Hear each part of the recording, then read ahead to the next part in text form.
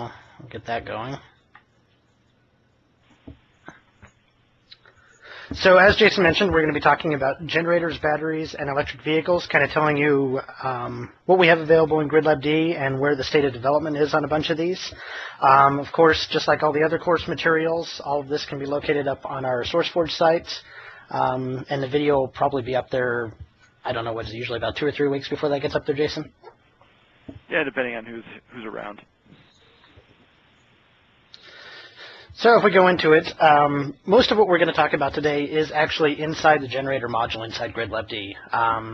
Depending on how familiar you are with GridLAB-D, if you've been in the other courses, a lot of our objects are broken out into kind of categories, which happens to be aligned with a particular interest or a particular capability. So most of what we're going to talk about today is inside what's known as the generator module, with the exception of the electric vehicle portion, which is actually in our residential module. So when you try doing some of the exercises and go looking for these objects, the generator module is where you're going to locate most of them. So what is the generator module? Whoops.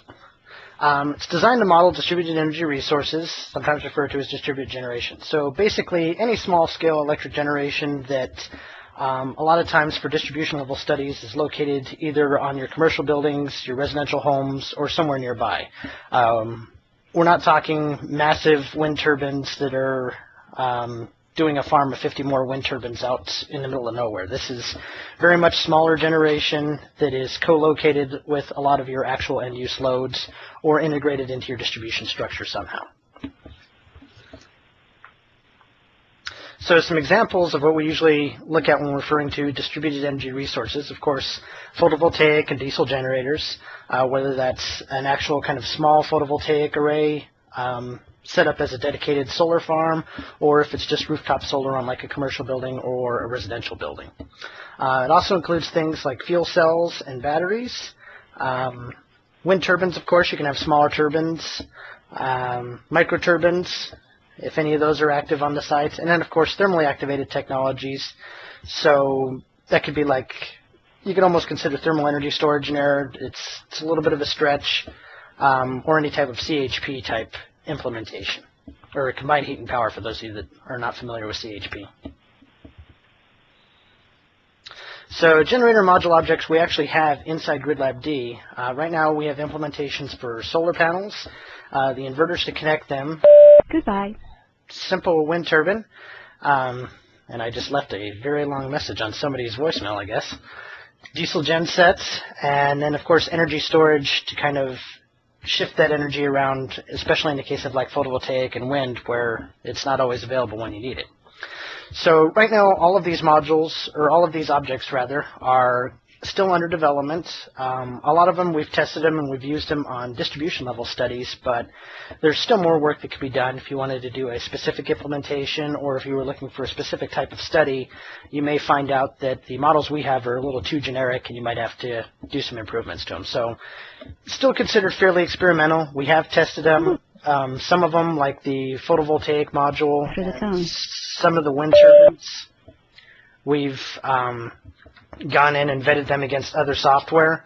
A lot of the other things we haven't quite made it that far on. We have some work this year actually with the National Renewable Energy Laboratory and Oak Ridge National Laboratory to improve kind of our inverter models. So that's one area that's currently under development, but other things will probably come online as our needs arise.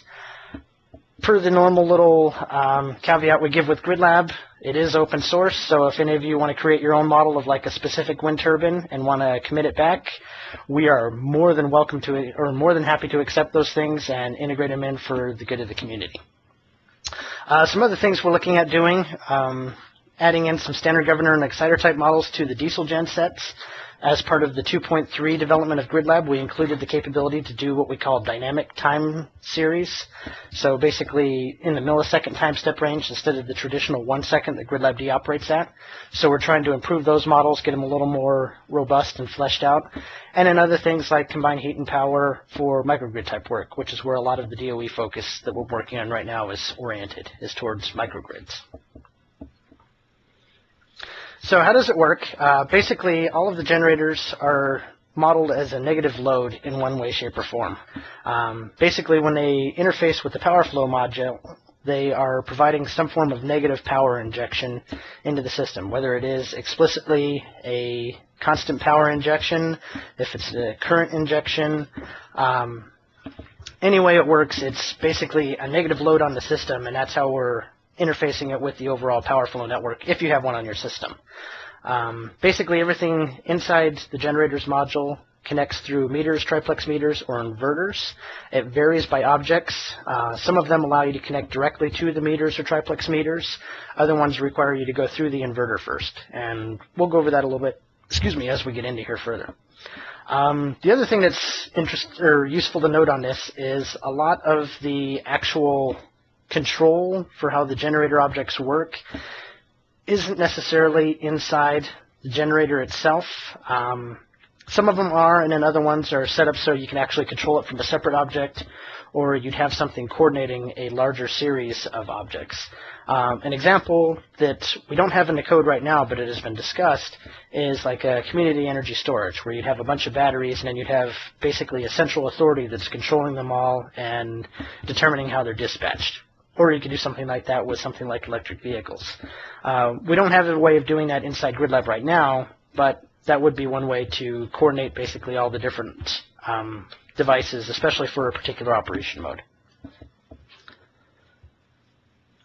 So the first one we get into is the solar object. And this basically represents a photovoltaic array. And I believe this one has to be interfaced through an inverter. It can't go directly to a triplex meter by itself.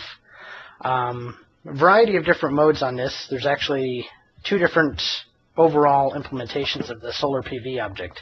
The first one basically does what we consider optimal tracking.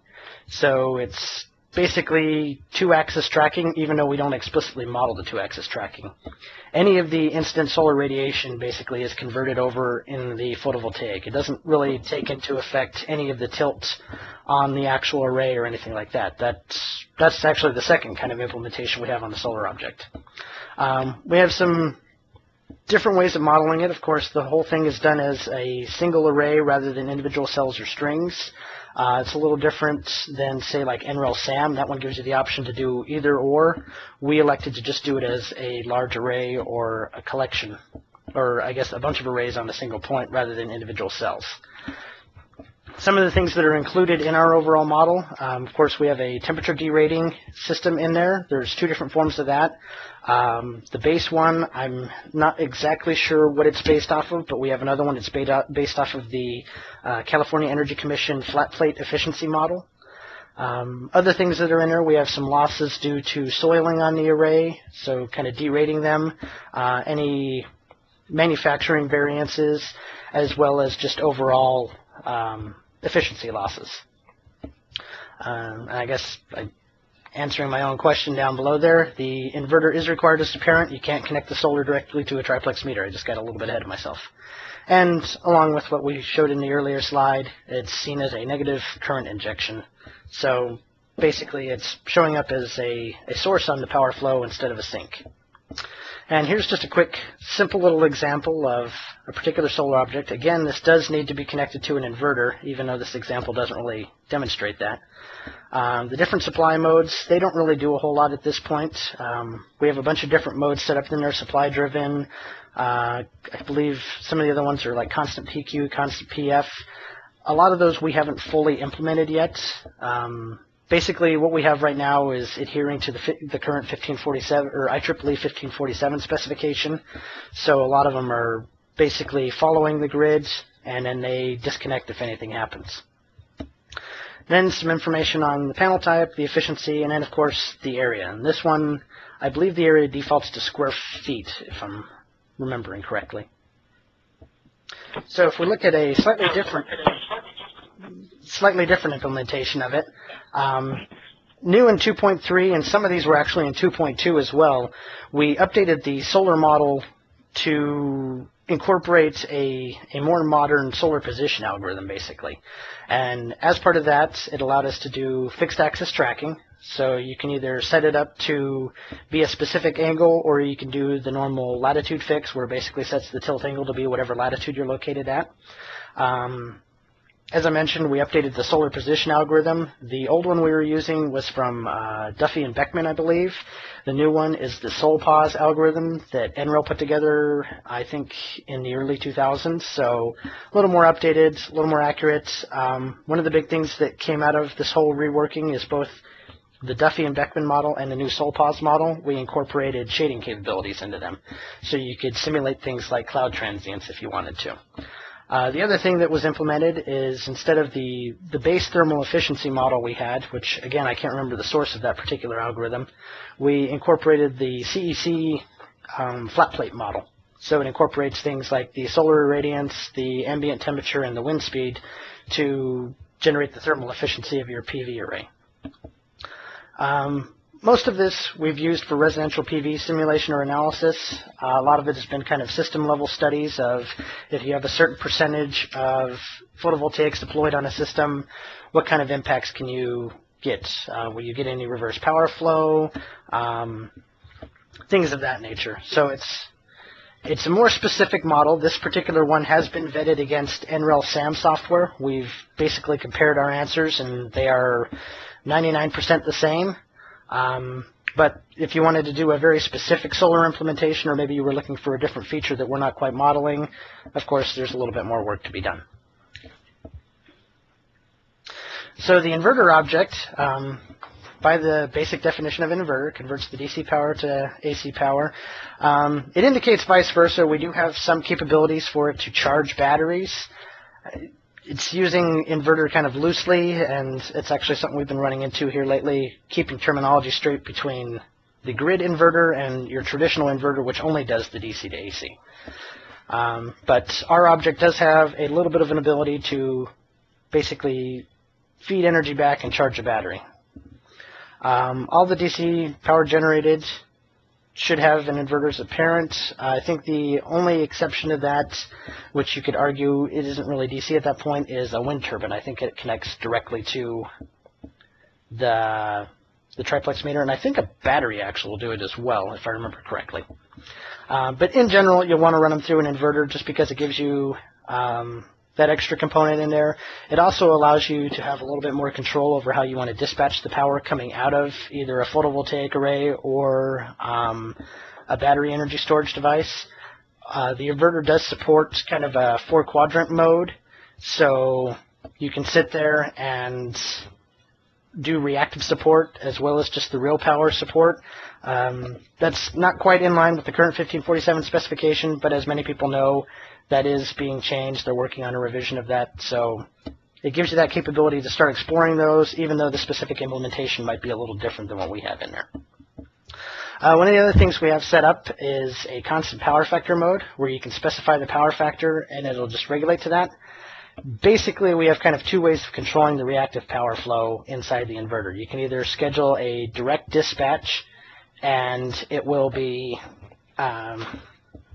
it'll try to provide as much reactive power as it can. So obviously, if you dispatch 300 VARs of reactive power, but your solar array is only putting out 200 watts burst of energy, it's obviously not going to be able to supply all 300. The second mode is the constant power factor mode that's mentioned on the slide. That one you basically set up the power factor, and it'll adjust kind of the real and reactive ratio in order to maintain that value. And the actual implementation looks very similar to what the solar arrays showed you. Again, those generator status items are in there.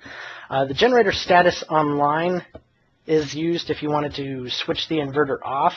It's not implemented in all of the objects, just as an FYI, if anybody's getting ideas for looking at like 1547 disconnects.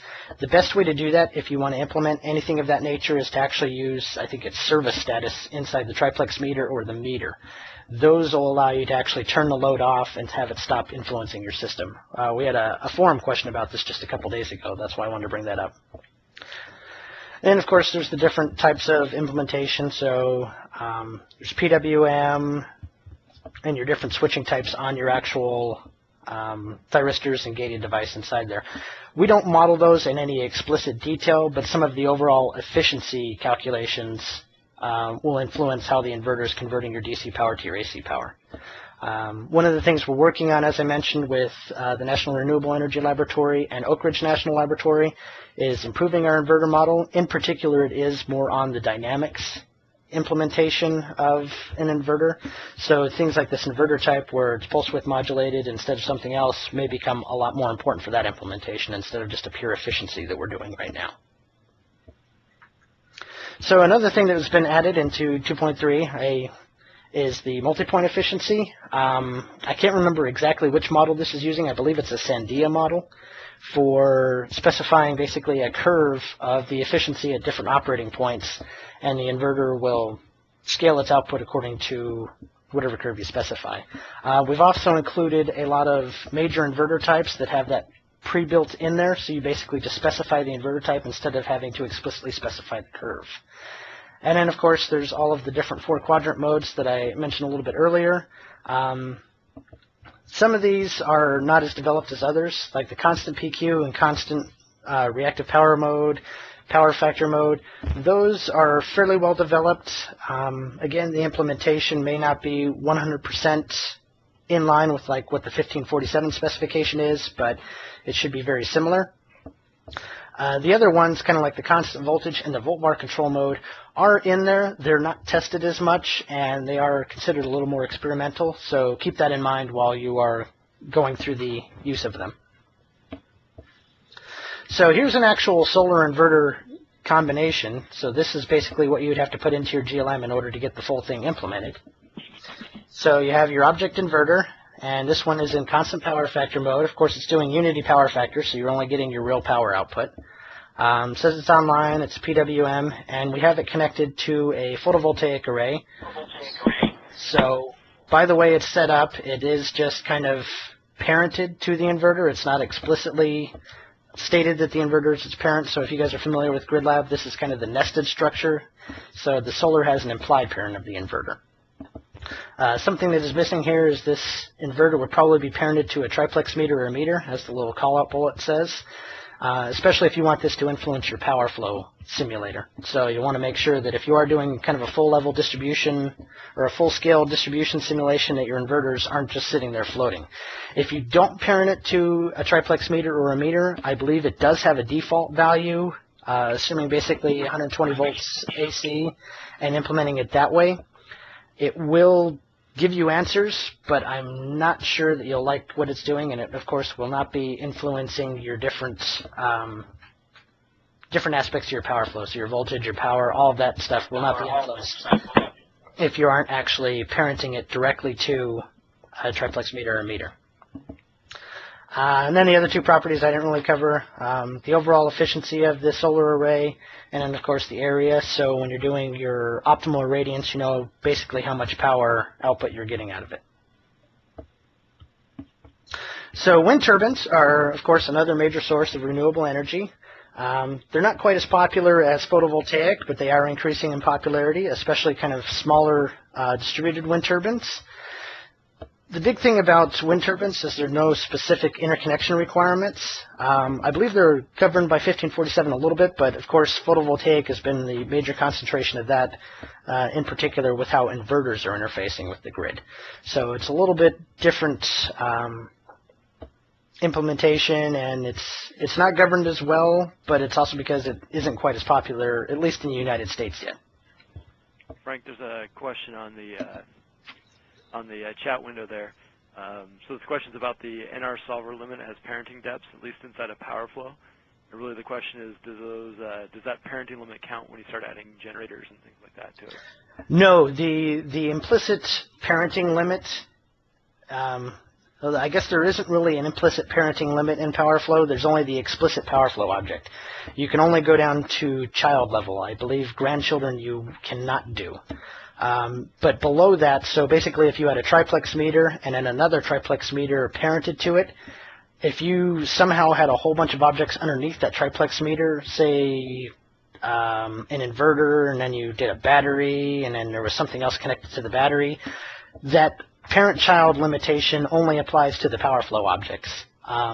Beyond that, it's down to the specific module. So if we put a limitation on the inverter object saying it can only have one child or one parent or something like that, that would be specific to the inverter. The power flow one only dictates the power flow object, so that's basically just your nodes, your triplex nodes, meters, triplex meters, and loads.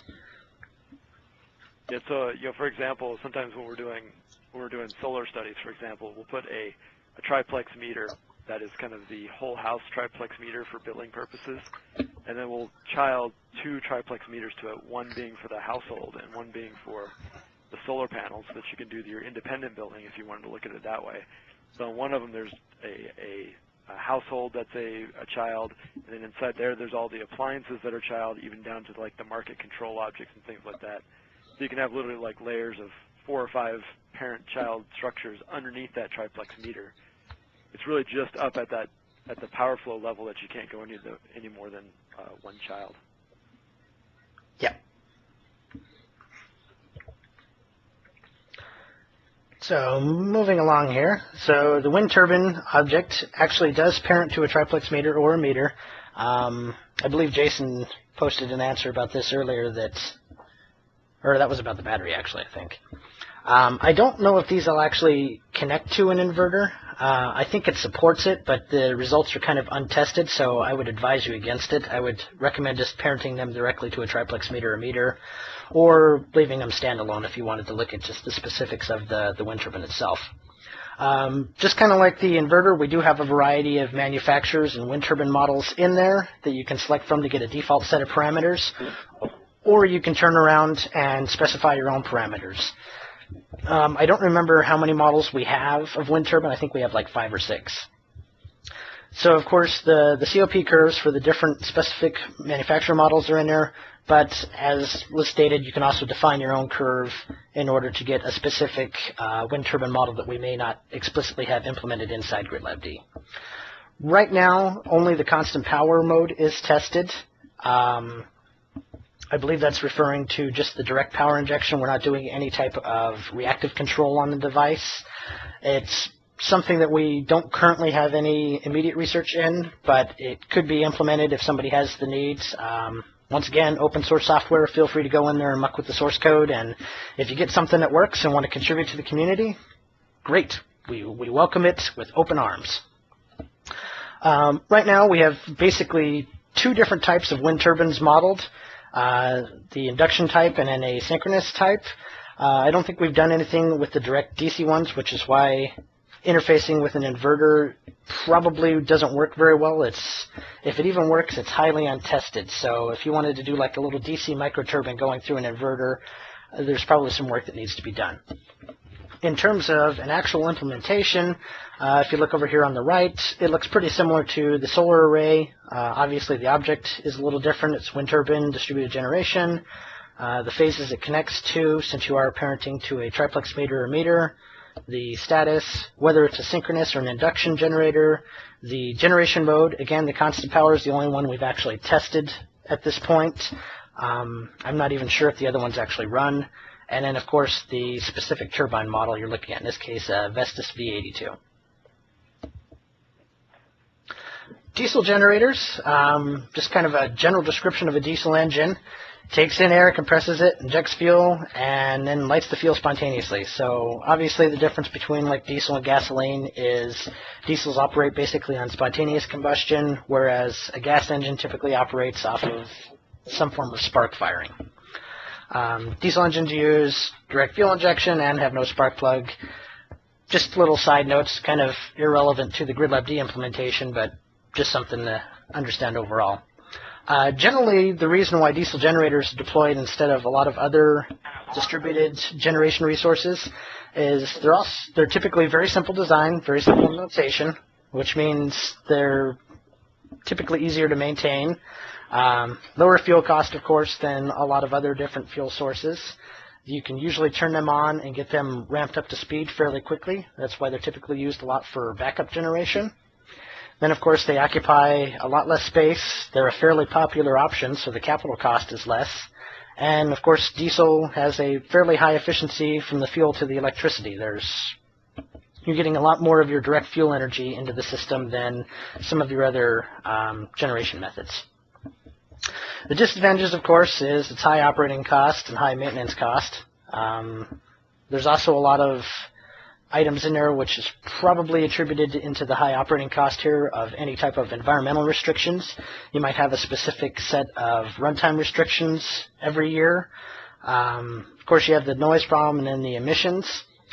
Related to kind of the high operating cost, I just want to put a little plug in here of inside, I believe it's the market module where we have it implemented. I can't remember for sure. There is a generator controller, which you can basically specify all the different parameters that we have out of the Olympic Peninsula demonstration for annual runtime restrictions, kind of some fuel costs, things of that nature, that attaches to the diesel generators, or will simulate a diesel generator rather, and give you a more realistic behavior on the system. The difference with that one is it only marginally interfaces directly with the diesel DG item itself. It's basically simulating a diesel generator, but its control over the diesel DG object is a little limited right now. It's one of those things that we would like to do, but we haven't had the time or pressing requirement to do it quite yet. So the implementation, lots of different parameters here, basically a bunch of different things you need to define to get kind of your efficiency, the power of the generator, and things to help calculate the emissions coming out of it. These are a lot more than you actually need to specify into a specific diesel DG implementation. You can basically get away with something that looks very similar to the wind turbine, where you basically just do object diesel DG, you give it the status, you tell it the type. Obviously you don't specify a turbine model, you'll just have to specify like a size. A lot of these other parameters are mainly used for the emissions calculation, or they're the start of kind of our CHP implementation. Even though we don't actually have the CHP implementation in there completely, they're kind of the base set of parameters you'll need for it and some of the base calculations that could be used for something like that. So something new in version 2.3, as I mentioned earlier, is we've added the ability to do transient level simulations. So this is down to like the 1 millisecond range. Traditionally, GridLAB-D has been in the 1 second or greater time realm. We added the capability to go down to basically nanoseconds, even though these models are based around a millisecond implementation. So basically what it does is it lets you specify a lot of your traditional transient level dynamic parameters, and then look at your system from a transient perspective. It's oriented more towards microgrid type work. And as I kind of mentioned at the beginning of the presentation, we do have a simple implementation of it, but we're working to get more components in there. Basically, right now all we have is a simple exciter or no exciter, or a Woodward governor or no governor. So basically only one type of governor and one type of exciter. Just got put in as part of last year's 2.3 implementation. Still highly experimental. We're using it for our microgrids development and research this year, but it would be nice to get a few more models in there, a few more generator types, and just vet it against a lot more real-world sources. This was basically vetted against a single diesel generator source, so it looks good, but it would be nice to get more models in there, basically. So if we move on to battery storage, a little bit different approach to it. Instead of either taking the wind or the solar or the diesel fuel and generating the energy, you're basically storing the energy and either moving it to a different time period or maybe managing the output of another device. So basically where battery storage is used a lot right now is for the enhancement of distributed or renewable generation. If you have something like solar or wind where you're trying to smooth out the variability, obviously battery storage is a great way to do that. You can basically charge the battery whenever you have that resource available and then discharge it when you actually need it. And that's very nice, especially for things like peak shifting or peak shaving, where you can charge the battery when the resource is there, even though a lot of times like your coincident peak for your wind or your solar is not at the same time as your load peak. So you'll basically be generating energy from wind or solar when you don't need it, and then the energy storage gives you a way of dispatching it later in the day when you might require it. Of course, for a lot of these what's the word I'm looking for? The implementation of battery energy storage right now is pretty expensive, so you have to justify it in various ways. There are, of course, some incentives being provided by governments and utilities, especially as demonstration projects. And it's also looking at kind of the secondary value of a lot of these. So you're looking at either reduced equipment costs, if you're recycling things less, or if you're deferring system upgrades. So if you're using energy storage to, say, shift a peak, you might be able to defer a feeder update or a feeder upgrade for a few years. And, of course, that has immense value to the utilities themselves. Something where the battery energy storage has been deployed for that we're starting to look at inside GridLAB-D itself is the improved reliability and temporary islanding support. Again, kind of tying into that microgrids concept. Basically, if the power goes out, can you use energy storage to help provide critical loads or even convenience loads while the system gets back up? Or if you're in an area with highly intermittent power, maybe you're having lots of momentary interruptions, the energy storage, of course, gives you an ability to ride through that. So you can use this a couple of different ways. Of course, it can provide power directly to the load. So if you're doing something like an islanded operation, you could have like community energy storage providing power directly to a house. Or if, as mentioned earlier, if you're doing kind of a coordinated energy or a coordinated CES deployment, you might have a central dispatcher that's actually discharging the community energy storage at specific times during the day and providing an overall grid benefit. Some of those include, of course, reduced system losses. If you're not transmitting as much power through your lines, of course, your resistive losses are going to go down. Using it for power quality control and also local voltage control. So you could deploy community energy storage at the end of a very long feeder and use it to help maintain the voltage rather than having to put in a load tap changing transformer or other more expensive solution at that location. So the battery object itself is a fairly simple implementation so far. As it stands, it needs to be connected to either a meter, a triplex meter, or an inverter. Battery is kind of one of those hybrid ones where we allow you to connect it directly to power flow, but it also has the option of going through the inverter. The base efficiency is the round-trip efficiency, so that's both the charge and the discharge efficiency.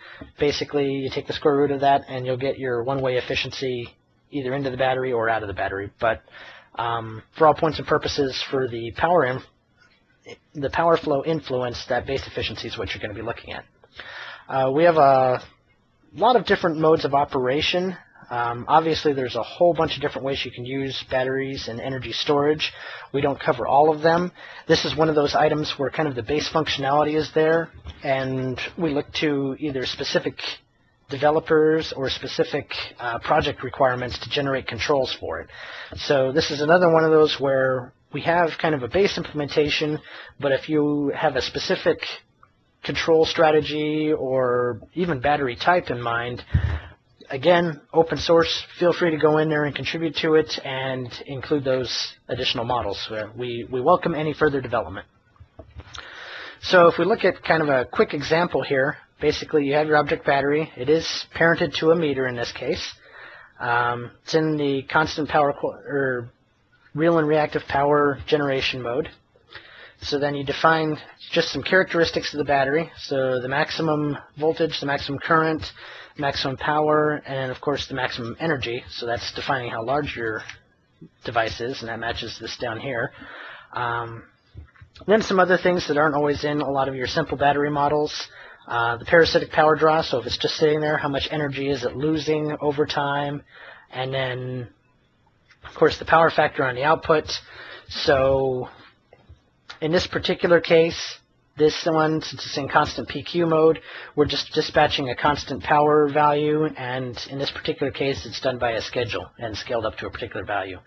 Some of the other modes that are implemented, I don't know if they're necessarily directly in the battery, but some of the inverter control modes actually interface with the battery and use it as an energy storage pool for providing the reactive power support or dispatching the power from the inverter. It's a very simple implementation, but we do have the ability to basically connect both a photovoltaic array and a battery to the inverter and use it for basically energy storage when there's excess solar generation. It's a very simple implementation. It's not completely tested, but if you wanted to study that specific type of deployment, it would provide you a start for maybe developing a more robust control scheme or improving the model for how that's actually being shunted between the photovoltaic and the battery itself.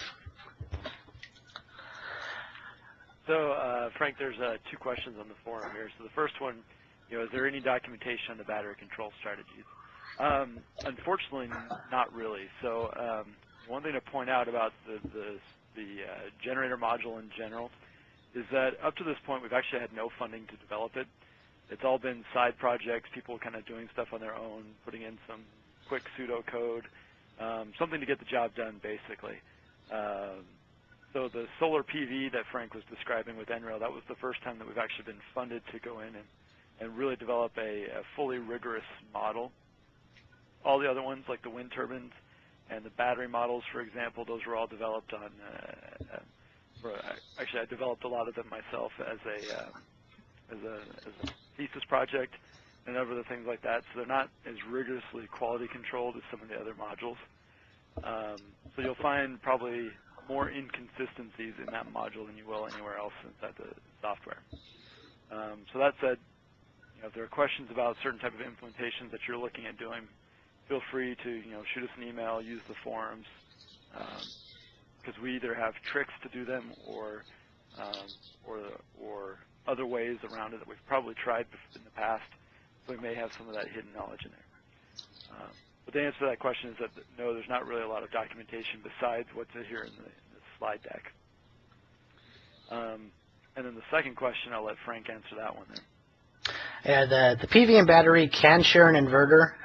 That gets into that simple kind of control scheme I was mentioning where basically the battery, I believe, only gets charged if there's excess photovoltaic energy. I don't believe we have it implemented to the point where you can actually dispatch the charging, so have the inverter charge the battery at night when prices are cheaper or something like that. I believe it only takes excess capacity from the solar, uses that to charge the battery, and then of course it'll draw from the battery when your photovoltaic output is lower than your dispatch amount. So from a very simple point of view, yes, a battery and a photovoltaic can share an inverter. However, the coordination of that sharing is extremely simple and probably not the best way to do it in the world, honestly. But it is a start.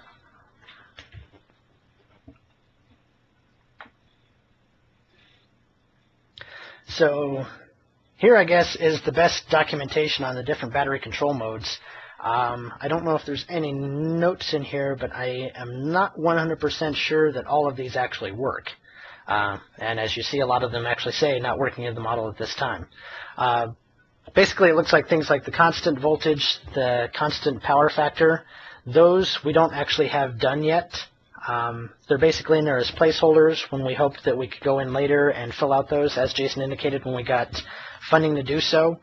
Unfortunately, at this time, we haven't really had a chance to go in there and clean up those modes, but once again, even though I've mentioned it about 20 times during this presentation, if you want to develop it and you want to share the code back to us, we welcome that.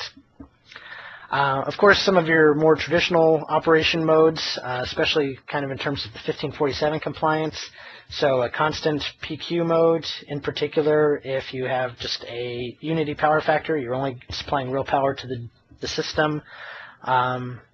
You use that scheduled power that we saw in the previous example, and that allows you to basically control the charge and discharge rates directly and how much power you want to provide to the grid.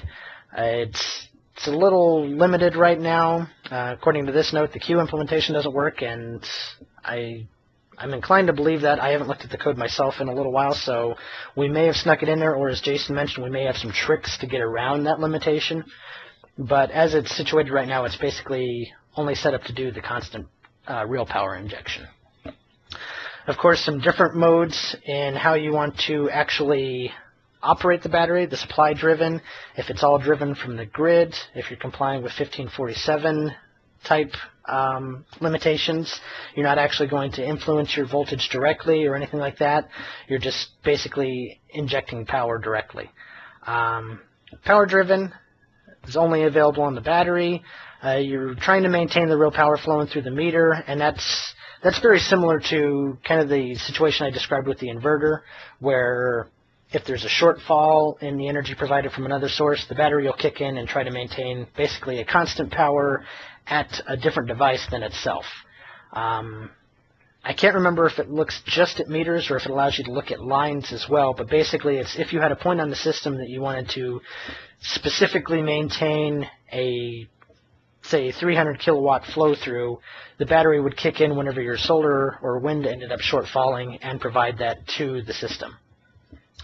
Let's see, and then the power voltage hybrid I'm even less familiar with. Basically, it's kind of a hybrid of the power driven and the voltage controlled, even though the voltage controlled isn't fully implemented. I believe this one was directly set up for Jason's thesis he was mentioning, if I remember correctly, but I'm not 100% sure there. I don't know how recently this mode's been used either, so it may not actually be fully functional inside GridLAB at this time. So I can talk a little bit about that, Frank, really quick. So, okay. Yeah, basically it was looking at trying to do a co-optimization of using battery storage for doing load following, so maintaining your kind of your bounds inside of your power flow through a meter or through a transformer or anything like that, and at the same time do a weighted optimization for controlling voltage at a location, so injecting real and reactive power into the system to try to maintain a voltage regulation band. So and then you could do things like, you know, play with the weightings and things like that to see which one is your more important priority. Again, that was really simple code, kind of probably not the best way to do it now in retrospect 4 years later. But it was kind of, we use it now as an example to show of what you can do with the type of things. So Bob, to answer your question there on whether you can set or control charge levels on the batteries, so directly, yes, you can. However, there's no control models built in there to do that directly. So you could go in there and you have access to all the things like your state of charge and your you know, maximum and minimum capacities and things like that. You have access to all those variables, but it would be up to you to go in there and actually design a control strategy that matches your needs. So these ones that Frank has shown here, these are the ones that we have developed for our needs over time. But if you have a specific control mechanism, then you would have to go in and design that to do it. Yeah, a lot of these, especially on the battery, they're kind of the base components where you could apply an overarching control scheme on top of those. And some of those capabilities are a little easier with 3.0 with some of the different toolboxes and interfacing methods we've implemented, but we don't really cover them in this project because they're still highly experimental and, well, we don't know if they all work with all the different objects either.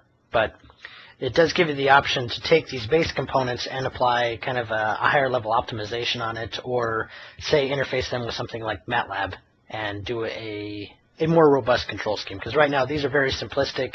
A lot of them were implemented either, as Jason mentioned, for like his thesis, or as kind of a quick fix for doing a quick kind of energy storage study on the distribution level. So we admit they're not the best in the world, but they are a start in showing you kind of the capabilities. So if you had a specific need, they give you a basis for how you could code that up.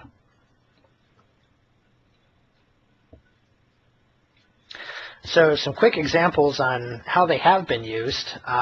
One of them is basically using the batteries as a type of community energy storage, and in this case looking at using it as peak reduction for a cold day. So you can see the difference here with and without the community energy storage. Obviously it's shaving your morning peak a little bit and then shaving your afternoon peak or your evening peak quite a bit. You can see the temperature when it goes down. Of course, the energy storage is kicking in because that's when your peak would usually be, is supplying that extra heating load. And then the delta demand just shows you how the demand on the system is changing. So that's heavily influenced by where this, or I guess this delta demand is heavily influencing where the blue curve goes. And you can see that even though the demand isn't changing, the community energy storage is providing power to the system. So very simple implementation of just kind of peak reduction. Then another example for a warm day, so using it to mitigate basically air conditioning load at that point. You see it's again doing the peak reduction, the outside temperature. When it goes up, of course, your demand's going to go higher because you're kicking in more air conditioning, more cooling type loads. One of the other interesting items is the energy is tracked, so during the simulation of a cold day, you see the state of charge of the system is varying quite a bit. So it's charging when it can here for a little bit, gets back up to speed, and then there's a large cold streak where basically the community energy storage continually gets dispatched to help reduce the loading on the feeder, and it keeps going down and gets down, according to this example, down around 10% or less than 10% before the temperature finally starts to recover and the community energy storage can start to recover. So basically, you can deplete the storage, and of course at that point your value is not there. And this is where your more advanced control schemes would of course come in there and maybe provide a way of doing partial dispatch or assigning a value to your storage and implementing it in a market scenario. Similar to like the diesel generator runtime hours, where if you have a whole bunch of capacity, it's not worth as much, but when you get down to like the 30 and 20%, maybe that storage is valued a lot higher.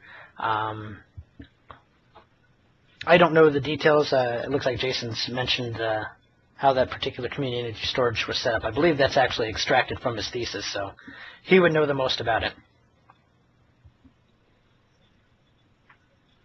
And then if you want to look at kind of the sensitivity effects of it, so for those examples we just kind of showed, basically the loss reductions in real and reactive, any increase in energy consumption, of course, you are charging and discharging the batteries, so there are some efficiency losses in there. So depending on how you're doing it, you'll probably get a little bit of an increase in your energy consumption, which is basically what this is showing. Excuse me. And then, of course, some other statistics. Once again, I believe this is extracted from Jason's thesis. Just tells you kind of how many days it was used and then the highest percentage depth of discharge. So that'll tell you kind of how cold it was, how long the actually battery community energy storage was used, and basically gives you an indication similar to this previous slide of if there was a long cold spell, how far down the battery was being pulled before it could recover. So overall, it could provide a reduction of the losses, but it only equates to about 0.01% of the total energy used. So is that really a benefit to the energy? Pretty small. And as mentioned right here on the slide, does that offset the increased energy consumption through those losses? Hard to say. That's down to the individual implementation or the individual utility to kind of put their value streams on it. So if we move on to electric vehicles, that's basically all of the items inside the generator module itself we're going to cover as part of today. Again, most of them are just basic objects, simple implementations. They've been used primarily in kind of whole distribution system impact studies. We haven't really looked at any specific things of like a microgrid implementation. That's part of our work this year, or any specific models or specific dispatch schemes. They've been very kind of broad strokes on the system, mainly because we haven't really had any programmatic directives to look at that particular problem or the funding to develop the models any further. So in terms of electric vehicles, these are actually located underneath the residential module, and they're used a lot like all of our other residential end-use objects. So they have to basically be parented to a house in order for them to work. Basically, it provides a means of simulating an individual electric vehicle as a load on the power grid or a load on the house if you were only modeling the house directly. At this time, we have two different implementations. We have one that's based more off of a stochastic model. This is still an individual electric vehicle, just to clarify that. There are a lot of research topics going on right now for doing an overall stochastic model for a population of electric vehicles. That is not what this model is. This is only the individual electric vehicle's behavior is stochastically based. And then, of course, we have a more deterministic model where instead of basically the arrival and departure times are based off of a probability, you can explicitly set them up or import them from any user data you have. And we'll go over that a little more when we get to it.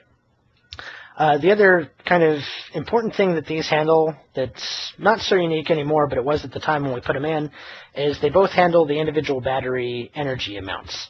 So a lot of your kind of system level impact studies in the past when they used electric vehicles basically looked at only the charging impacts or even discharging if they were doing vehicle to grid full, but they were basically assuming an infinite pool. They weren't really considering when you plug the electric vehicle in, if it only traveled 2 miles, it's going to top off and that resource won't be available for the whole night. So that's one of the unique aspects that this model, or these two models originally brought. But again, the modeling is improved, and a lot of the other software that's been analyzing electric vehicles now incorporates that as well. So it's still a useful feature, but it's not as unique as it used to be. So the stochastic electric vehicle, I will caveat all of this with kind of the last bullet down here. This is highly experimental code. It hasn't been thoroughly tested, and I believe it has a number of issues, especially when you run longer simulations. This was another one of those, we had kind of a quick need for it, and David Chasson, our old project manager, I believe he actually just kind of wrote this on a weekend as something to see if it could be done and get a very simple implementation in there. So keep that in mind as you use it. It does provide kind of the basis for the functionality, but it hasn't been rigorously tested, and it isn't always the most stable operation. But basically the way it works is it's within the house, as I mentioned, and it operates very similar to either an end-use appliance like a hot water heater or a zip load, and posts that power through the house itself. So it's basically you're plugging in the electric vehicle in your garage and charging it that way. There's 3 different charging types specified. Basically, the low is your level 1 type charging. The medium and the high are actually variations of your level 2 charging inside the J1772 specification. There's 2 different vehicle types, hybrid and electric. It doesn't really do very much in terms of how it influences the electrical model. The idea is if you had the electric one, it wouldn't be able to come home and charge if it actually ran out of energy. However, this particular model does not enforce that. So if you deplete the model, it's basically assuming it's a hybrid no matter what. That particular flag doesn't do a whole lot in this system. Of course, you can specify a variable battery size. You can input that directly. That'll give you basically the capacity of the electric vehicle itself, how far it'll go. This one doesn't explicitly allow you to specify like mileage efficiency. It's built off of, I believe, a small sedan assumption. So that's where it's a little bit of a shortcoming on this. If you wanted to do, say, fleet vehicles of shipping vehicles that were running electric drive, this particular model doesn't really allow you to adjust that in order to account for the decreased efficiency of moving the larger mass. This particular one, and since it is stochastic, it's actually run off of a demand profile, and we can show you an example of that later. Basically, it's providing the probability of when the vehicle will arrive or depart from home or work, and it works out its internal state based off of that. Obviously, if it's at home, it'll charge. If it's at work, I believe there's a flag, the charge at work flag right here, that will let it restore its energy there. The way it's actually set up is, since we aren't explicitly modeling the path of the electric vehicle, if you do this charge at work is true, both in this model and in the deterministic one we're about ready to go over, it just recovers the energy in the battery. It's assumed that you're basically charging it somewhere else on the system, on a different feeder, completely independent of whatever system you're currently studying. So only the home charging is actually going to influence your power flow and your energy consumption. Just something to keep in mind.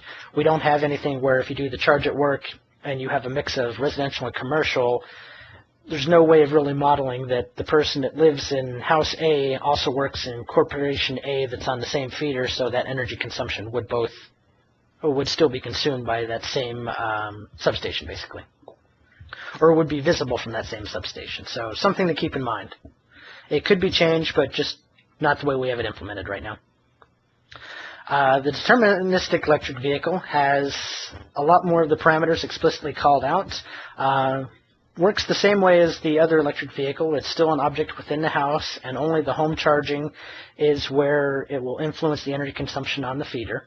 The status and the states are determined by schedule times. They're either specified directly inside the GLM, similar to what we have here on the right, or it's actually set up to read a CSV file, which was formatted from the National Household Travel Survey data that Oak Ridge did around 2000 or 2001. I can't remember the specific year.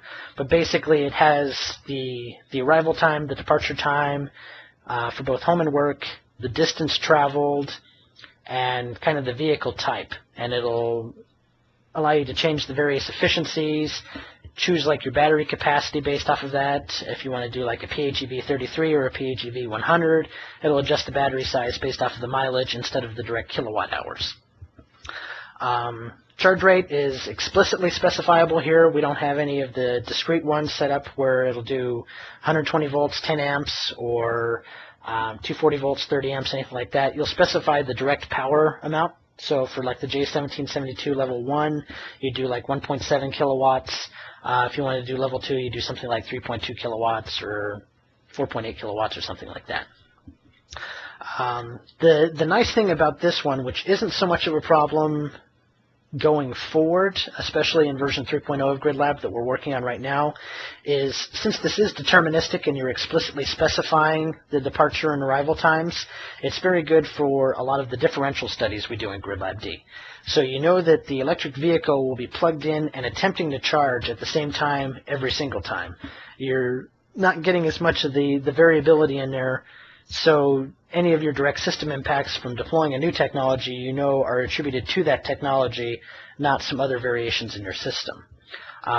As mentioned, that's less of a problem going forward because in version 3.0 we do have a way of consistently fixing the randomizer, so that shouldn't be as much of an issue. But if you want to know exactly when an electric vehicle is going to arrive or depart, or if you have just kind of National Household Travel Survey data oriented, like a journal of when the vehicle is arriving or departing, and you want to incorporate that in your study, the deterministic PHEV is a much better option for that.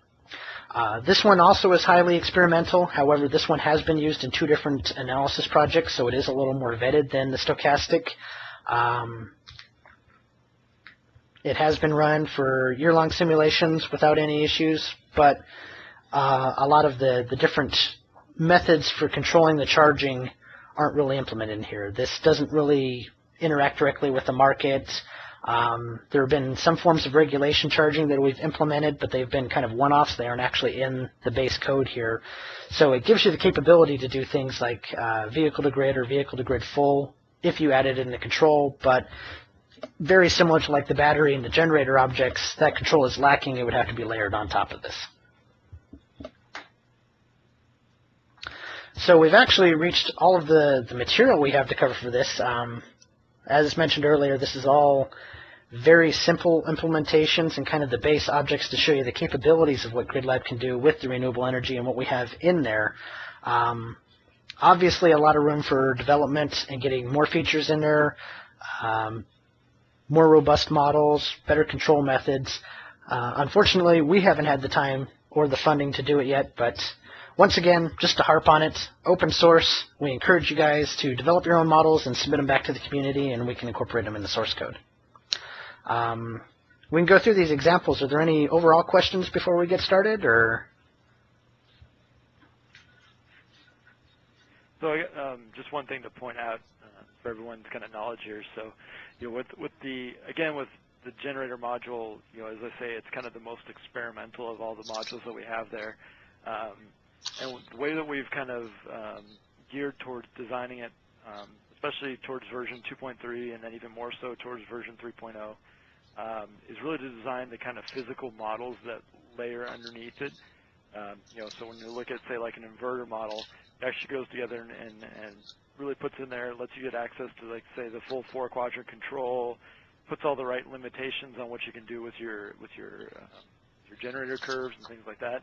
But what it doesn't do is specifically model any of the control systems that would layer over top of it. What it does is give you access to those different control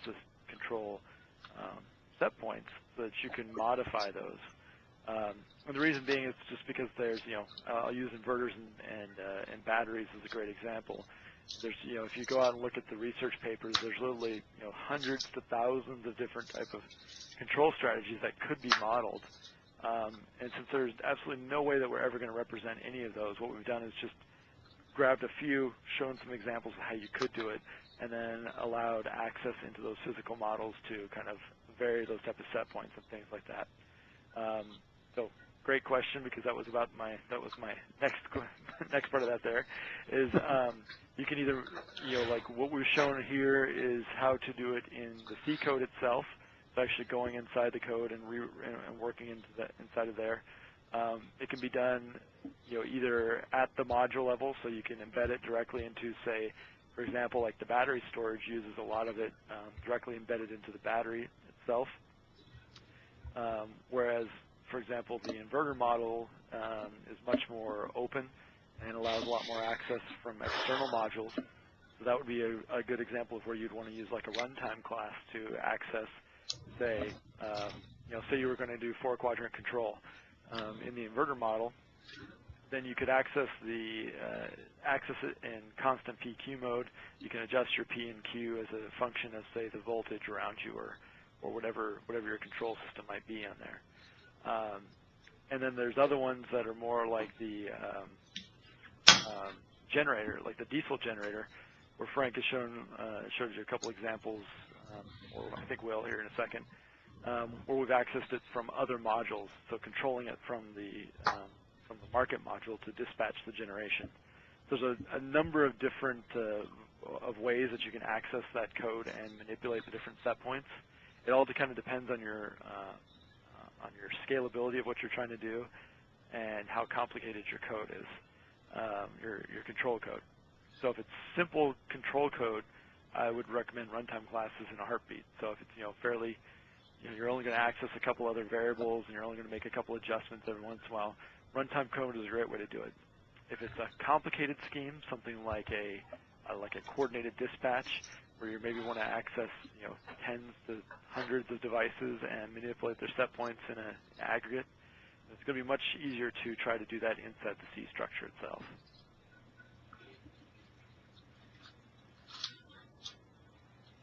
But yes, we have converted runtime classes into core code before, so it's a good way to do your vetting to make sure the control scheme actually works well.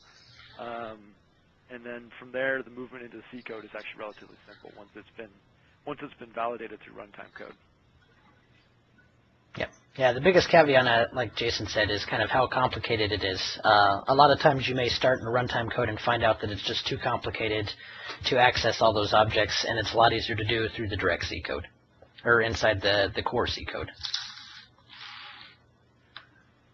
I mean, Frank, what would you say if it's code that's going to be any more than, say, like 100 lines, maybe 200 lines? That's probably better to do it in the C code. Yeah, above probably 150 to 200 lines, just in terms of pure length. And I would say if you're going to look at any more than like 1 or 2 objects with whatever the control code is doing, you'd probably want to do it in the actual C code as well, not in the runtime. Basically, there's some restrictions on how much runtime code you can have and getting it to interface with everything. So the more complicated you get, the more trouble it is to actually do it in the runtime code itself. So you're better off just kind of saving yourself the grief of fighting with the limitations of the runtime code and going directly into the C code. As we found out with the generator controller, we started implementing that in the runtime code, and we quickly ran into code limitations where we couldn't actually implement it because we didn't have enough space in the runtime code compiler and had to implement it directly into C code to get it to work right.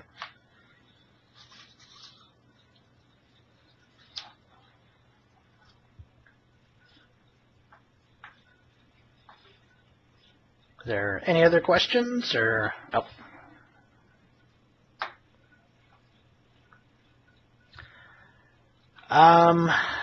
I don't know if we have any runtime codes. Basically, the difference between the runtime versus C code is the C code, or the way we're referring to it here, the C code is directly going in through like Visual Studio or some form of code development package and editing the source code directly. So you go into, say, diesel_dg.cpp, and you implement the control scheme directly inside the diesel_dg object. Runtime code is actually, you can specify the C code basically inside your GLM, and then when you run GridLab, if you have MinGW or if you're on Linux, the appropriate compilers installed, it'll actually compile that C code when you run the GLM and sort of implement like a temporary object inside GridLab for you to use. That's the big difference between what we're referring to as runtime and then either the C or the core code, is whether you're editing the source directly or if you're putting it into your GLM code and using kind of our runtime functionality where it's not influencing or not directly changing the source. It's kind of your own little one-off approach, and it builds it locally on your machine and everything like that. That said, like I believe there's one example of runtime code under the core auto tests, but I don't know if it's doing any control. I think it's just doing like a counter or something like that. So it gives you an example of how to structure the runtime code, but I don't know if it's really providing a control example.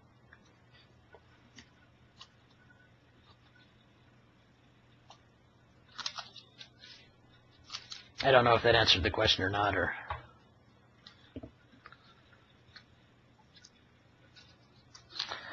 I do not, but we could look while we're sitting here.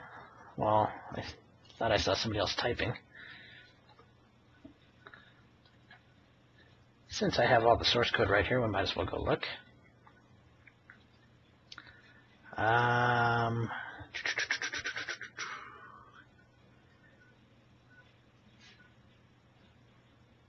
It's an optional auto test, but it looks like it's this test optional runtime exercise 3111. So if you go underneath the branch 2.3 repository and the core and the auto test, it should be this test opt runtime exercise 3.11. And if you look at the structure, basically you're defining this class and then implementing a specific object. This is a very, very simple example. Basically all it's doing is it's creating the object and then running it, and all it does is it prints this hello world on the output. So again, very simple example, but this shows you the basic structure of how you would need to implement your own runtime class. So if you wanted to do a control, you'd obviously define a lot of your variables up here, maybe any object linkages you might need. We used to have a better example in the market, but I think we got rid of it because we moved away from the runtime code and actually made it implemented in the market module. There's actually one right above it too there, Frank. Oh, was there? Oh, I missed it. Yeah. So, one thing about the runtime classes, Dave Chaston is actually giving a class next month that will go over this in quite a bit of detail. So he's actually going to go into the differences between embedding the code inside of GridLAB-D versus how would you do it in runtime classes, and all these kind of questions. Now, if you're working on something now, these are definitely great examples to kind of delete and use as kind of a template going into So the test opt core runtime gives you kind of a much more developed object rather than just the hello world. So you see how to declare the various items, the different structures of it, and then of course how to implement it when you're done. This is actually how we originally tested our market, but that's since been changed, I believe, with objects directly implemented inside the market module itself.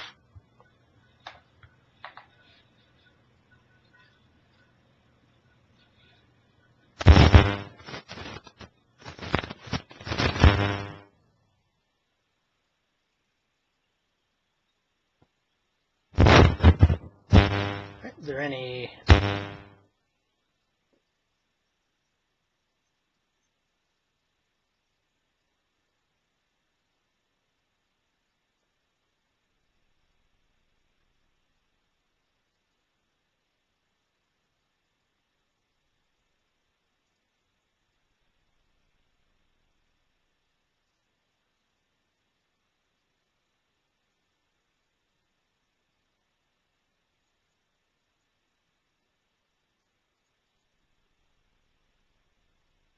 Yes, CJ, that's probably correct. Basically, anytime that your return time of T2 is less than or equal to the current time, T1, then it should throw a failure on there.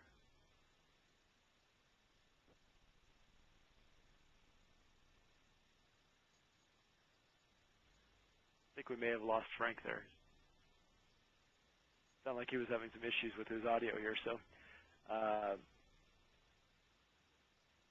while we wait for him to reconnect, are there any other questions? And feel free to, if it's easier to unmute yourself and chat, please go, rather than typing, please go ahead and do so.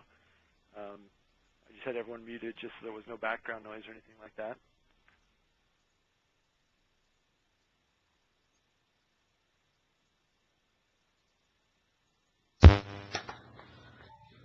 Can you hear me now? Yeah, you're back on there now. Yeah, I think I pulled the plug and kind of half pulled one of the headphone jacks out a little bit. That's probably what it was. That's what that nice buzzing noise was, huh? Yeah, just something for the recording. Bob, I think there is a document that Dave has been putting together for on programming examples in GridLab. Let me see if I can find that here and post it back up for you.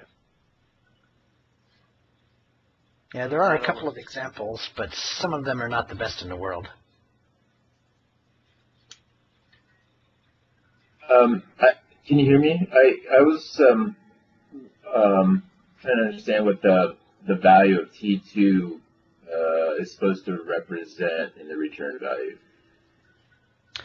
T2 is supposed to be kind of the time that object expects the simulation to progress forward to, at least in terms of general GridLab implementations. So if you're at T1, basically, if you're right now, after you do your state update, when do you expect the next state to occur? So if it's something like charging a battery, you'll update whatever the state of charge is for the current time, and then you'll pass T2 back as saying, like, at the current charging rate, I think in 5 minutes I'll be 100% state of charge, so come back in 5 minutes and I'll update again. Basically, it's the expected time to your next state change. So that's why if you set it equal to, it should reiterate, because that's an indication that, well, my state just changed. Maybe it's influenced by something like power flow or a controller on the system. I want to sit here for a little while and see what else influences me before I go on. But T2 in general should be the time of your next expected state change.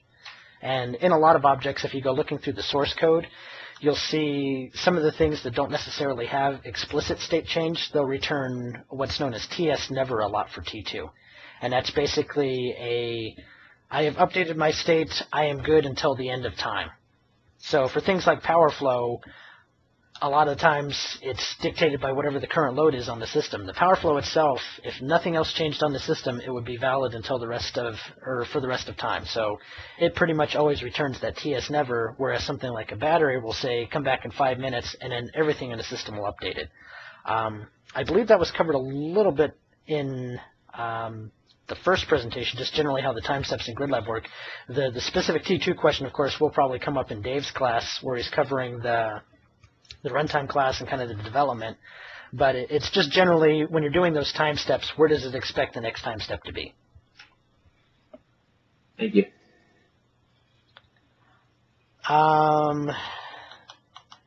That is a good question, Bob.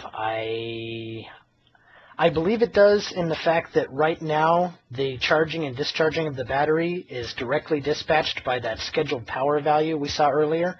So you could specify asymmetrical charge and discharge rates. I don't believe it is explicitly limited inside the battery itself, so it would be whatever you set up that schedule to be. But I am not 100% certain on that.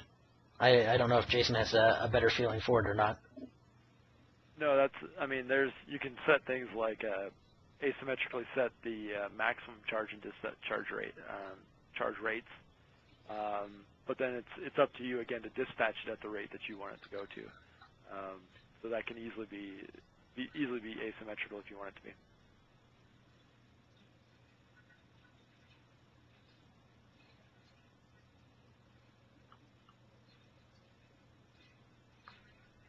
Any other questions? I think, Frank, it'd probably be helpful to maybe dive into a couple of the exercise examples here. Yep. Just to kind of show what some of these structures look like. Yeah, these are, again, fairly simple implementations, so since this has been kind of a shorter class, if we want to look at a couple other ones afterwards, just let me know and I can pull them up. Like, one of the things that is not in here is any of the dynamic level implementation, just because it's all highly experimental. So we could show an example of that, but it's still being developed. And in terms of the previous video recordings, it should be on the GridLAB-D. Yeah, there we go. That website right there. It should have all the previous ones, except for I think there was one where the recording failed, so that one's not up there. So if we want to look at this exercise 5.1, I've basically downloaded the Module 5, whoops, and I'm clicking random buttons. So the Module 5 folder and has this structure basically in that zip file. I also downloaded Module 1 just to get the build of GridLAB that we're using here. So it actually is the 2.2 build. To my knowledge, most of this stuff should work in the 2.3, and of course there's some extra functionality in the 2.3. So if we want to look at the 5.1, I'll go to the solution one just to kind of jump directly to the answer here. So if we open up the GLM,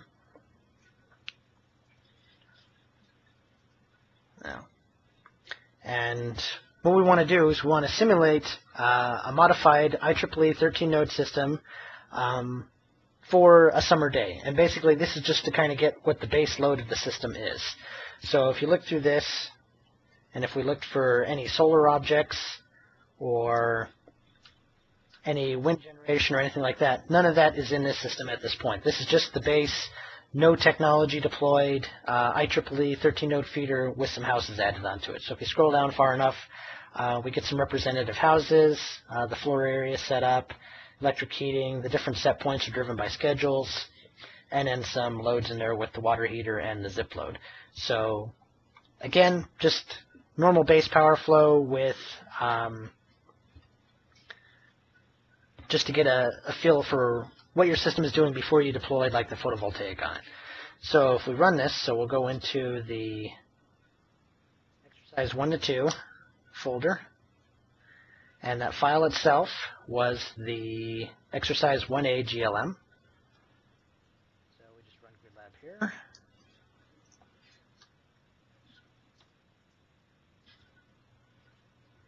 And apparently I did not set my path right. So let me fix that here real quick. Unless I spelled it wrong. I spelled right. So despite my attempts at preparing for this so I could just go straight in, I obviously failed.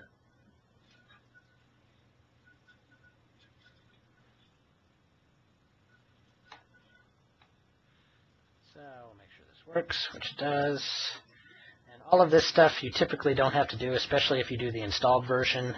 This is just kind of a consequence of the way I run GridLAB. Just because we do so many development copies, a lot of times I try to keep them straight so I can run different versions, not have them conflicting with each other.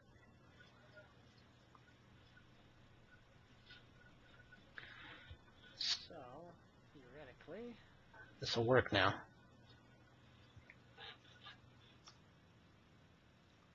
Yes, okay. Oops. Helps if I'm in the right module.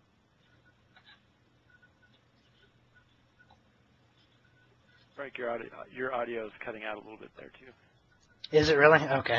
That's better. Yeah, I made the mistake of not muting Link before I got in here, so I think every time a message pops up, it kind of cuts it out. So, as I was saying earlier, now if we run GridLAB-D, exercise 1A, now it actually runs.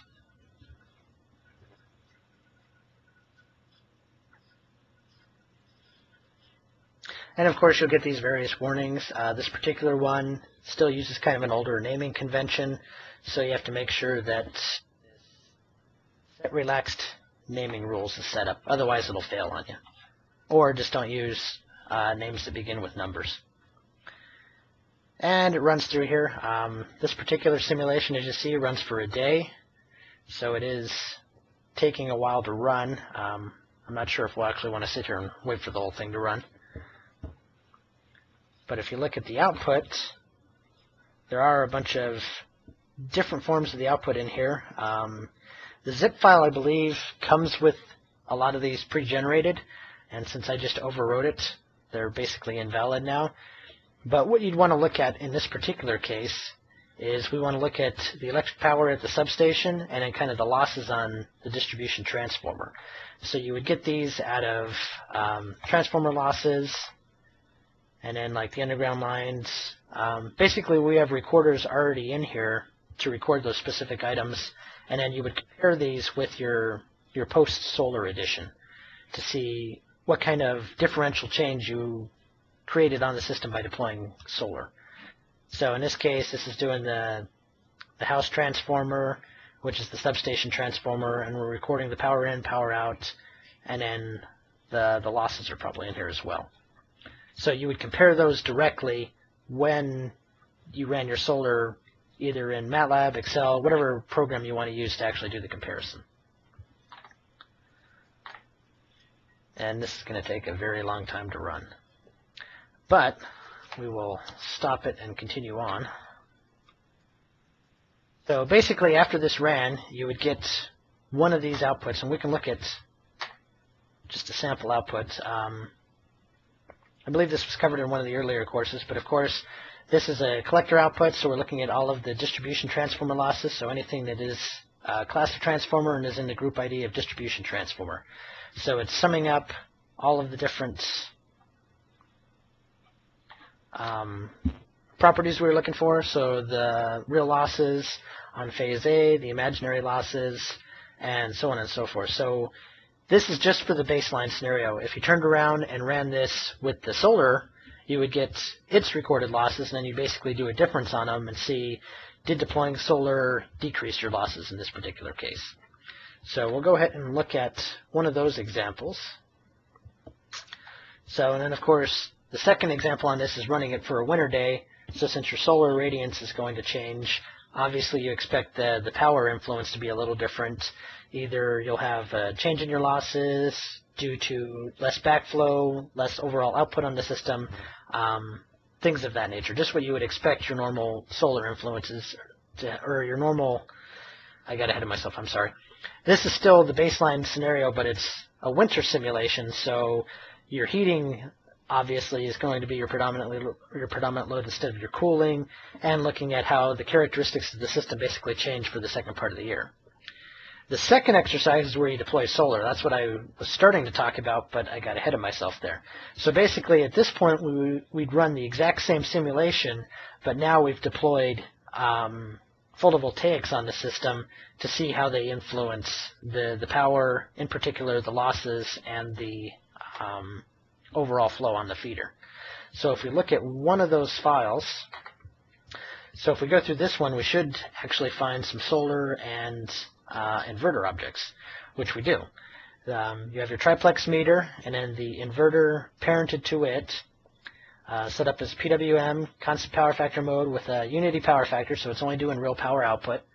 And then the solar's deployed.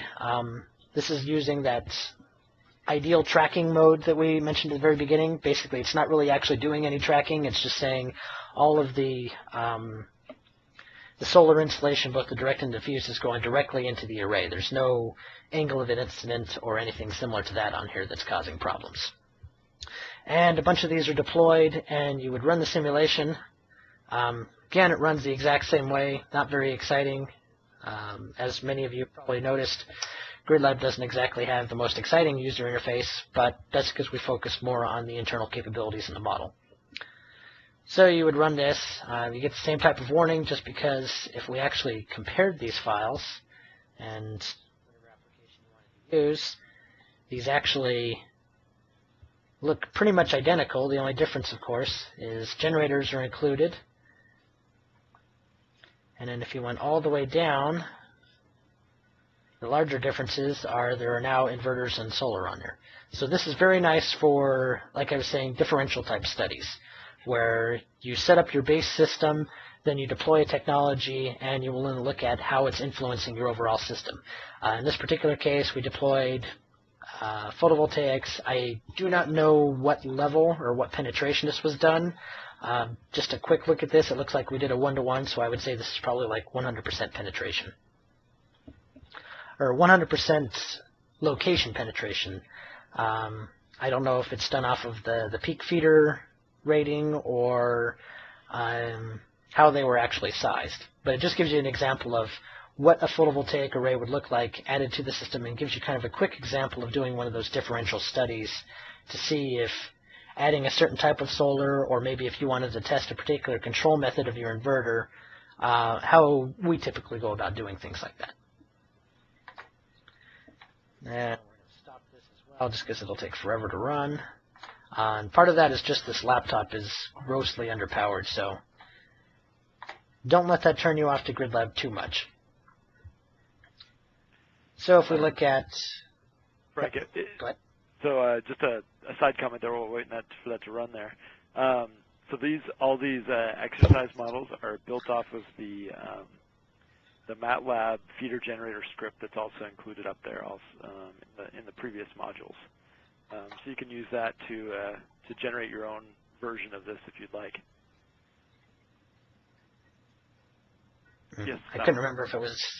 Oh, was it in there? I didn't see it. It's not in there, but it was in module 4. So. Yeah.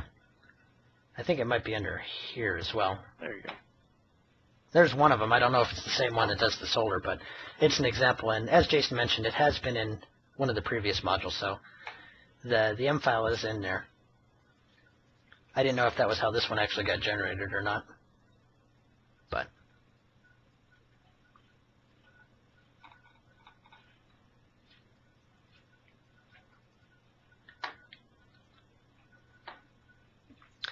so, of course, as mentioned, you can basically run that for both the scenarios and just look at how it influences it. As I started getting into, before I realized I was on the wrong example, you'd look at things like how the different solar outputs going to influence your system, both in terms of the winter months. Obviously, you're going to be cooling, but you're also going to have a little bit more indirect sunlight, so your solar heating is going to be a little less on the house itself. And then, of course, when you deploy the photovoltaic, you're not going to get as much output during that time, unless your angle is set to optimally track the winter photovoltaic, or the winter angle of incident, which in this particular case, we're not doing any of the tilt models or anything like that. This is purely just the optimal tracking, so you would expect the winter output to be significantly less just because your amount of insulation hitting the ground is, or solar insulation reaching the ground is less. So if we look at this in a slightly different context, basically if we take the IEEE 13 node and we look at deploying batteries on it, I can show you an example of that here real quick. So this one has a couple of M files in it for data collection and an importer, and these are basically to do the post-processing on them. So if we look at the actual output, you'll see that this particular example looks very, very similar to the first one we ran, because it should be generated the same way. So it's the IEEE 13 node system with houses and some various loads included in there, zip loads, water heaters, different sizes, different heating and cooling types. And in this particular example, since this is the output, should have a battery deployed on the system. It should have 2 batteries, actually, which it does. And it's not immediately obvious by the names here, but these should be deployed at the locations of 633 and 671. So if you track these, you see this one is parented to 671, this one is parented to 633. So then it says to develop a battery PQ schedule that reduces the system peak. So basically what we would do, even though I've kind of cheated here by going directly to the answer, is you would do very similar to what we did before. You would run that first feeder, which we could actually do. I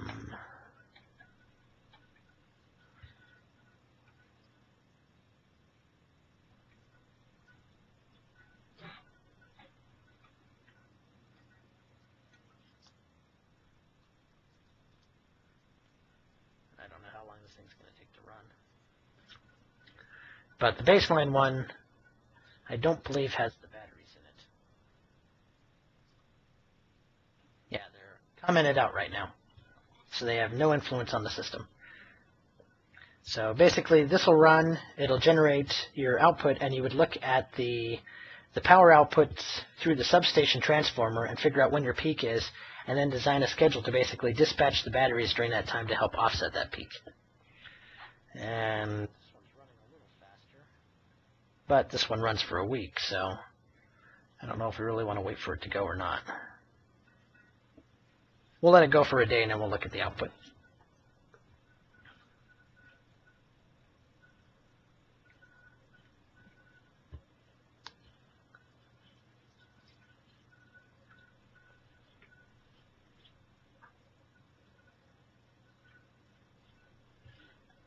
And just for the sake of the video, just to capture the conversation here.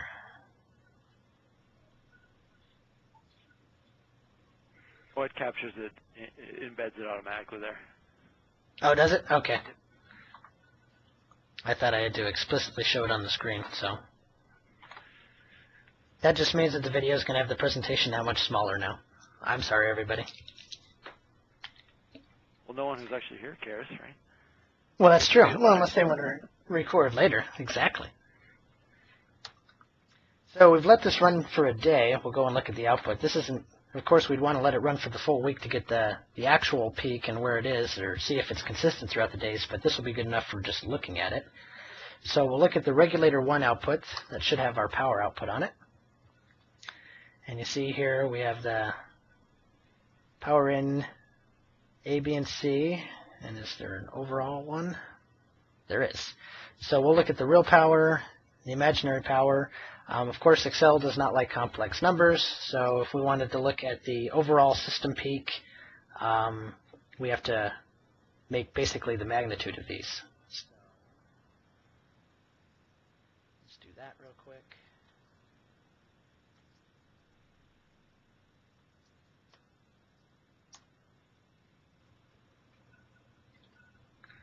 And then if we do a quick plot of this,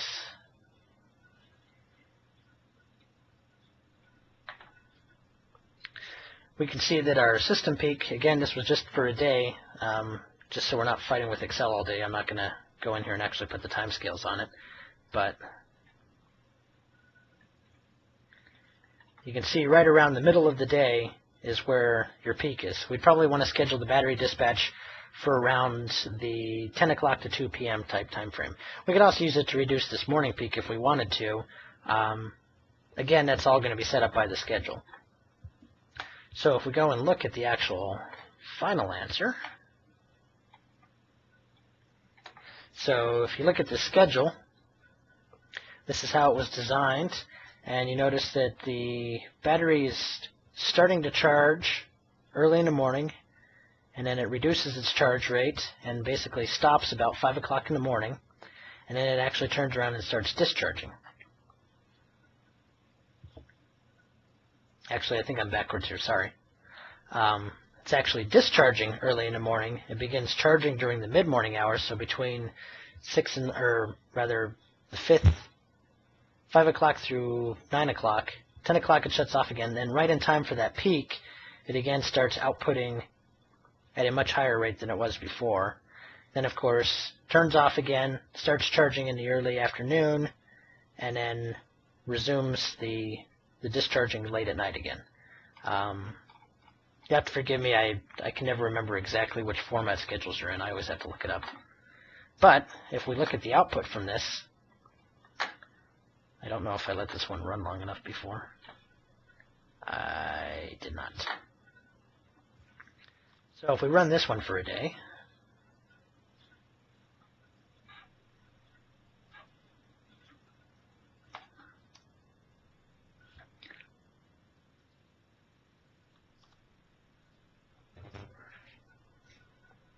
and this one again is the one that includes the batteries now. And you can see they're being driven by that schedule and then just scaled by a value related to their size. So you can see this is roughly, what, about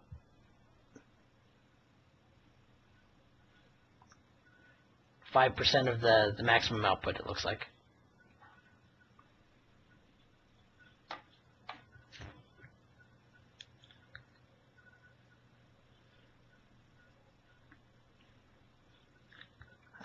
In relation to the question just posted, why it's scheduled to discharge at night, I honestly don't know. There might be something when we let it run for the full 7 days that we saw a reason to do that. Maybe there's a particular incentive to do that. Maybe there's really high power cost at that particular period of night. I don't remember what the explicit rationale behind the schedule was. Quite honestly, I would not be surprised if this was just specifically a let's change up the schedule and show that you can adjust it at night as well.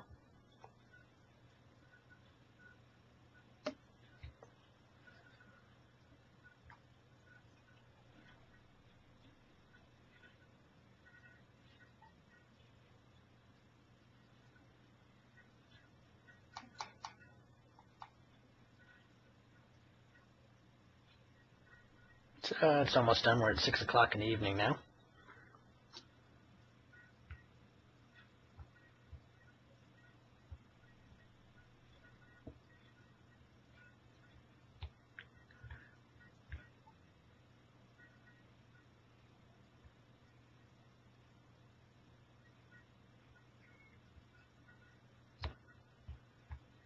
So we've had roughly our day running. So now if we look at that same output,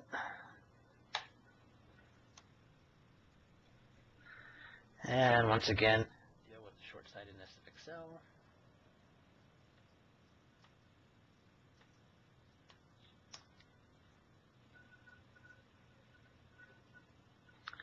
Then if we plot it, we should see that peak is actually a little less, which it's very hard to see this way. Let's do this properly.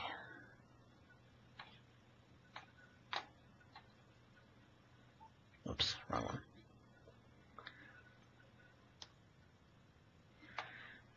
And of course it has the same name, so it's not very happy about it.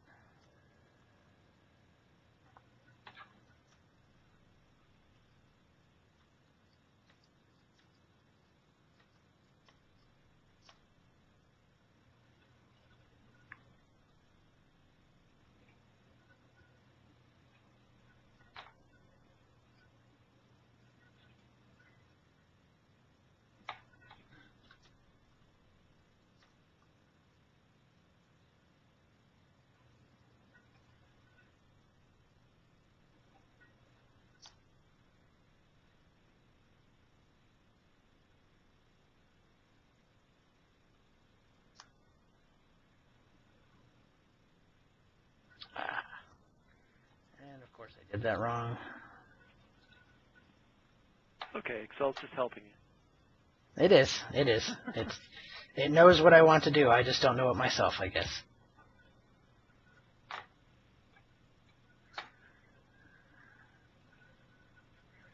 You want to do the series one? Oh, I was just going to do this. Oh, yeah.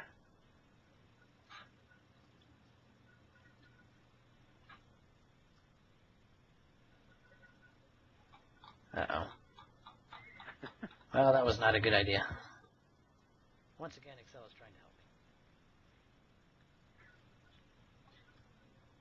me. There we go. Well, that's not a good example.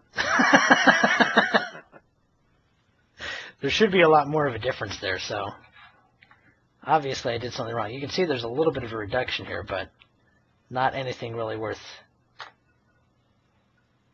paying attention to. And then in the evening, when it was charging there, you can see it's a little bit higher. Series 1 should be with the battery. Series 2 should be without the battery. So you are getting a little bit of a peak reduction, but obviously our batteries were not dispatching quite as much. And if you remember the value that showed up, it was showing that we were only doing about 13 kilowatts. So based off the entire size of this, that's a pretty small amount anyway. Right, and I think Michael's right in that schedule. The negative indicates charging, where positive indicates discharging. So we're actually so it was we're actually charging in the middle of the night and discharging during the morning peaks and the evening peaks, and then getting a little bit of a charge in during the noon hours, if I remember correctly. Okay, that just seemed kind of backwards to me. That's why I wasn't sure if the schedule was right, but that would make sense. Yeah, think of it as the negative value means it's pulling energy in from the grid, and positive means it's delivering it back out to the grid. Yep.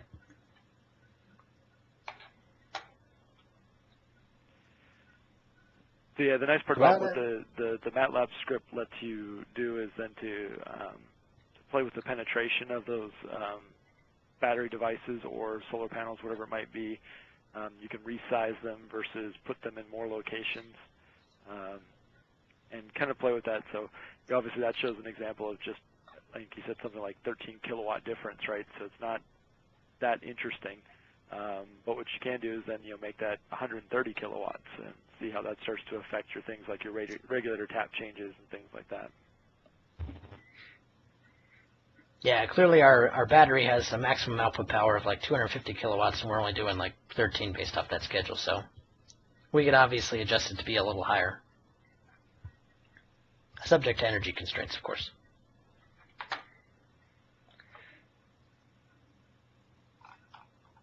And this basically just does the same thing I did in Excel. So if you wanted to run the analysis in MATLAB, this looks like a much easier way to do it.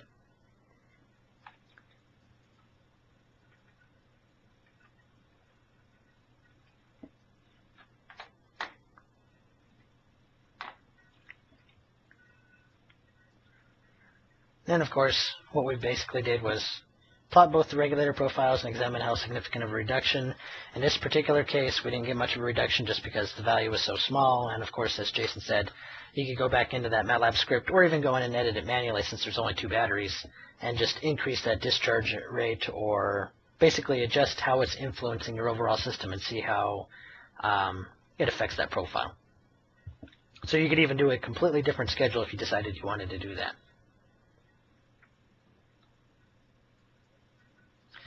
So 5.4 is utilizing electric vehicles, and this one is using the stochastic electric vehicles, if I remember correctly.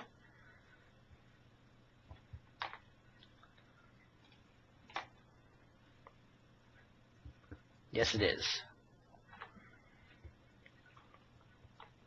So if we find one,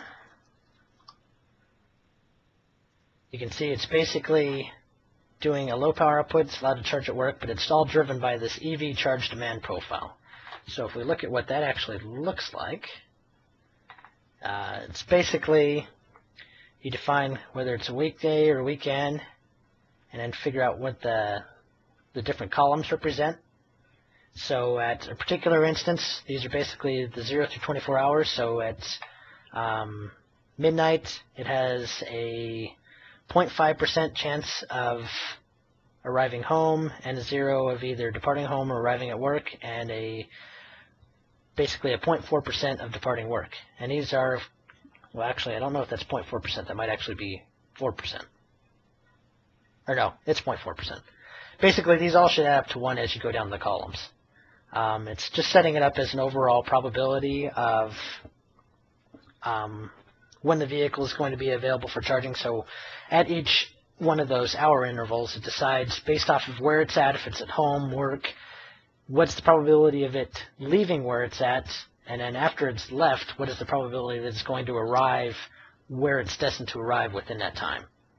So it's a little rough on the granularity.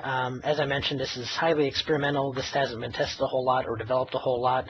This was something that was done by Dave Chasson over a weekend one time just to show that we could implement that, but I don't believe we've actually used this particular model for any of our system studies.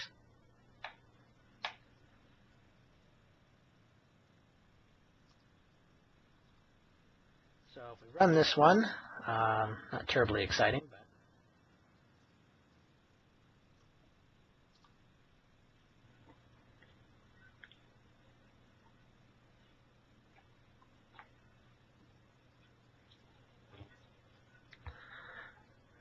Should look to see how long this one runs. I think it's only a day. Oh, it's 2 days.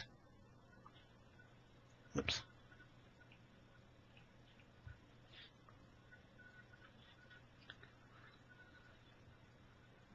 So it's running pretty fast. This is still that same 13-node system. So it's simulating a lot of the same things we saw before. I can't remember how many houses are on this model. So obviously that'll influence your simulation time. Looks like 159 houses. Or rather, 62 houses.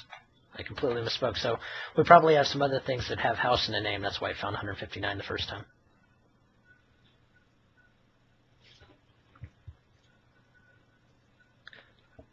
So we're almost done with our second day of simulation here.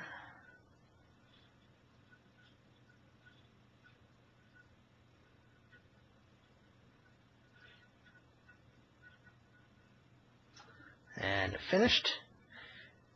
And I actually went backwards on this one, unfortunately. If we go and find an actual EV charger, you notice these already have charge at work set to true. So the outputs we have so far are for it charging at work. So if we change this, we'll rename these and run it the second time with the proper setup. So we're actually doing this example kind of backwards.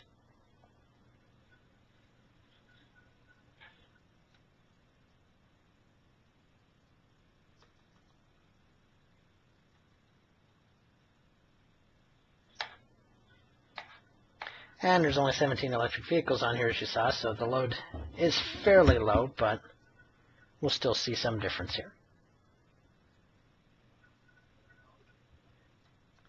And we run it again.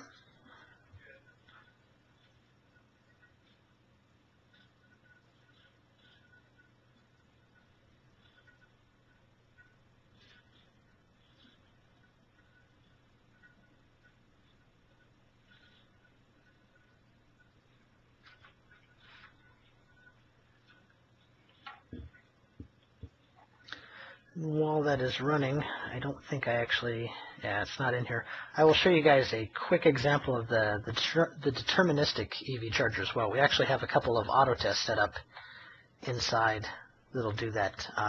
They won't run in the copy of GridLab I have in the command line just because I believe they are implemented in 2.3.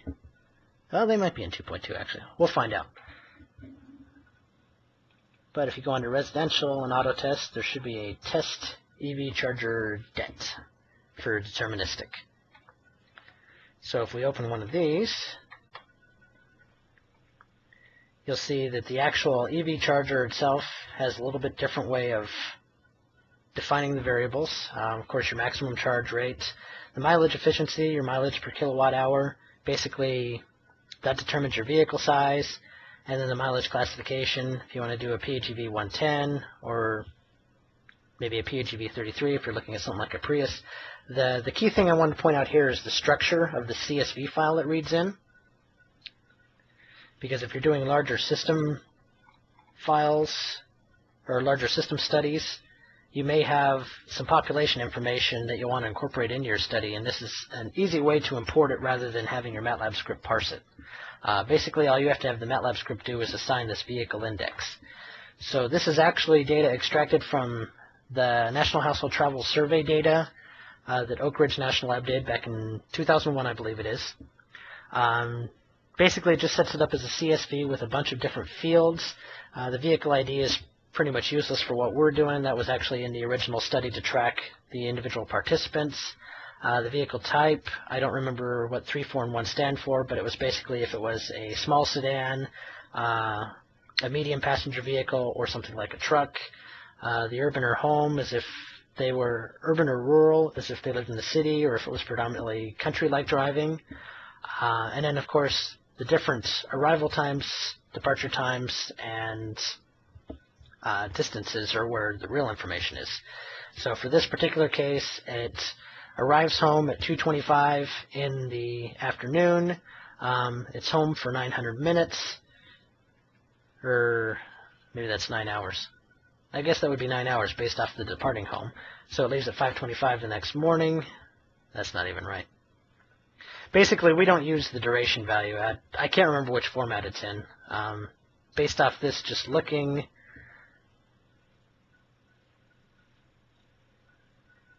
that doesn't quite add up right. Well, yeah, it does. It's 15 hours, so that should be right. But the important ones, of course, are the arrival home, the departure home, the number of HEV miles. This basically gets divided in half for the deterministic electric vehicle. So whenever you depart home and go to work, half of that mileage is spent, and whenever you depart work and go back home, the other half is used to discharge the battery. You could set up a different schedule for that if you wanted it to be asymmetric, or somehow factor in like little convenience strips, like to a grocery store or something like that. It offers the flexibility. We don't have any exact examples of that. Something I will warn you about if you guys do decide to use the 2001 National Household Travel Survey data. This example here should be okay. There's a lot of errant data in that particular set if you use it with the EV charger deterministic. That was all hand recorded in journals. So if you actually calculate some of the speeds, you'll find out that some of the vehicles were going 900 miles an hour because they basically recorded a arrival time home of 2 minutes, despite the fact that they went several miles. You'll also run into things where basically they go to work for 5 minutes and then they're driving home for the next 8 hours. So something to be careful with if you decide to use that data set for any of your EV-based exercises. But if we go back to the original one we were running here with the stochastic, it's finally done. So if we compared these,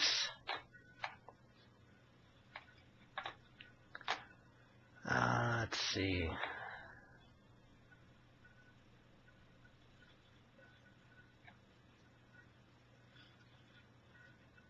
Didn't give me all the same outputs. That's a little odd.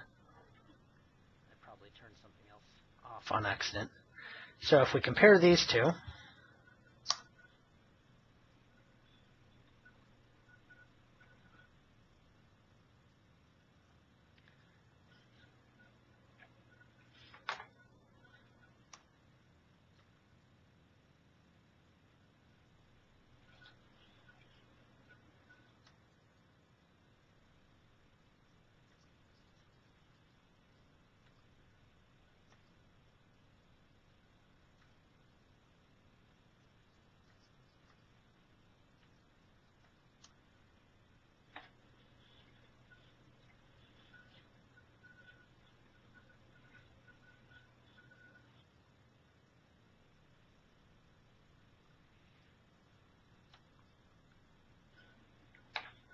and of course I'm having difficulties.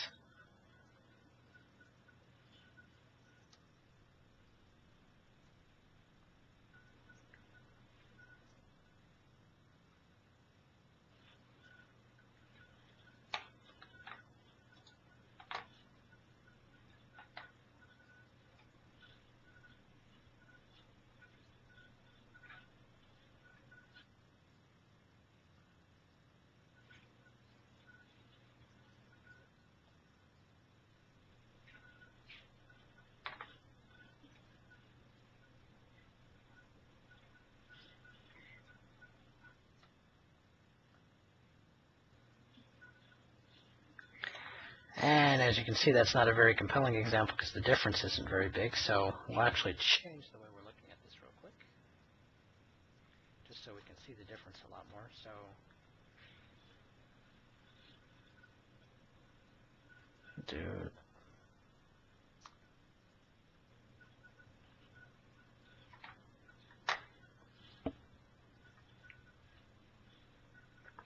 So if you look at that, by enabling the work charging or disabling it, you're getting a slightly different output. Again, this is all stochastic based. The other problem with this one is this is in the older version of GridLAB, and I don't think we actually have the randomizer fixed on this. So, oh, we do. Okay. I was going to say, so we don't even know if these vehicles are behaving on the base, on the same base population set, but they should be. So this is basically the difference by enabling the charging at work. So some of them are obviously going to charge less at home, so you're going to get a decreased value, but at the same time, Actually, I can't explain that. I don't know why it went up. It should have all gone down. This one I point to a lot, and this is highly experimental code. We haven't really vetted how well the stochastic model works. This is actually one of the reasons why the deterministic model was created, to make sure we knew the vehicles were arriving and departing on the same type of schedule and that the work charging was being handled correctly. So you can see this one is doing a very odd behavior that I'm not entirely sure is correct. Basically, we probably want to rerun this with the deterministic EV model and see for sure how the charging was influencing it.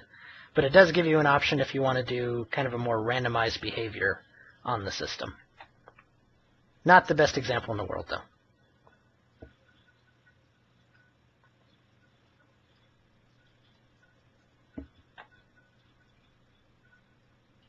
And actually, I think that's all the examples we have so far. Does anybody have any other further questions, or?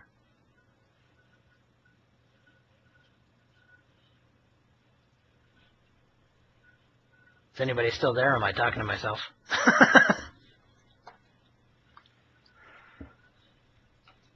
Looks like got a couple questions coming here. Okay. Dietrich, I'll try to get this posted by the end of the week. It all just depends on whether my network admin is here. So if she's here, then usually I can get it up by the end of the week.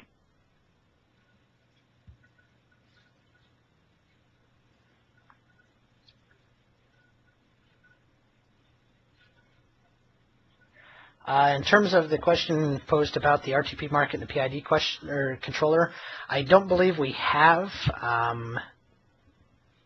I want to say somebody's tried that, but I don't know for sure. I don't believe we have, though. So we've never put in a PID controller in the market. We've put one in code that we're not allowed to distribute out into the open source. Where we've done some very simple kind of PID control type of, in fact, I think it was just a PI control, actually. But yeah, it's something that you can certainly do and build it in there. I've seen a lot of examples in the literature of people trying to do PID controllers through load and pricing. Usually they're at faster time scales than we at P&L are normally researching. So we usually try to operate our control modes on, at least for price-driven responses, on the 5 to 15-minute time scale rather than, say, on the 30-second to minute, which is typically what you need for a PID controller. But it would not be, it's not something that would be difficult to implement inside of GridLAB.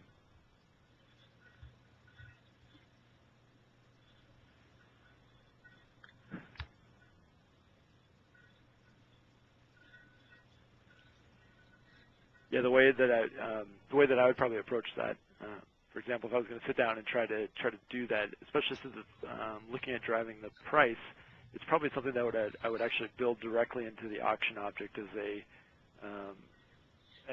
a way of either collecting the information, whether you wanted to use it as a like a true fully observable model, because the auction can actually pull in all the bids and understand what the state of the system is. Or vice versa, I would build that into, say, like direct into the power flow module if you wanted to look at it where you didn't have really any observability except for looking at the power flowing through the substation and trying to modify it with price. Again, just depending on which variables you want access to and what information you want to try to pull in.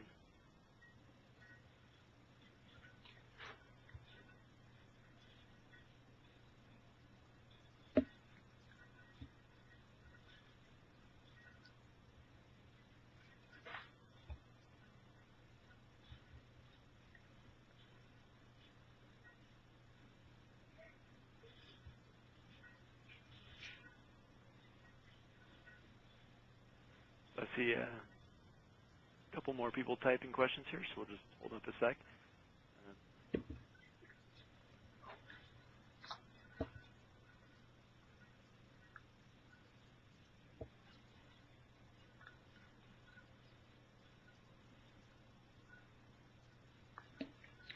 So how we've generally done...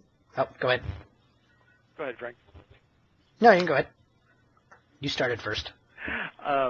So for the temperature effects from for the PV unit, that's just like the house model, it's pulled in from the climate object. So if you put in a weather file, then it will extract it from there. And then as far as the, I'm not sure what you mean by the load type file for the generator effects. If you could give me a little bit more about what you mean there.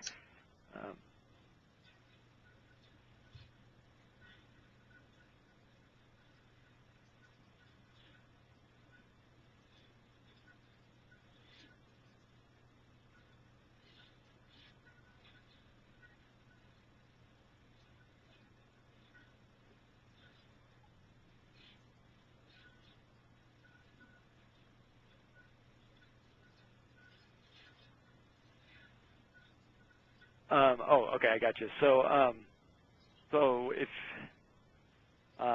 you're trying to feed in like load information, I think that's what you're trying to say there. So, trying to feed in the in say like a scheduled load shape per se versus a like say metered data that you could feed in directly into the load.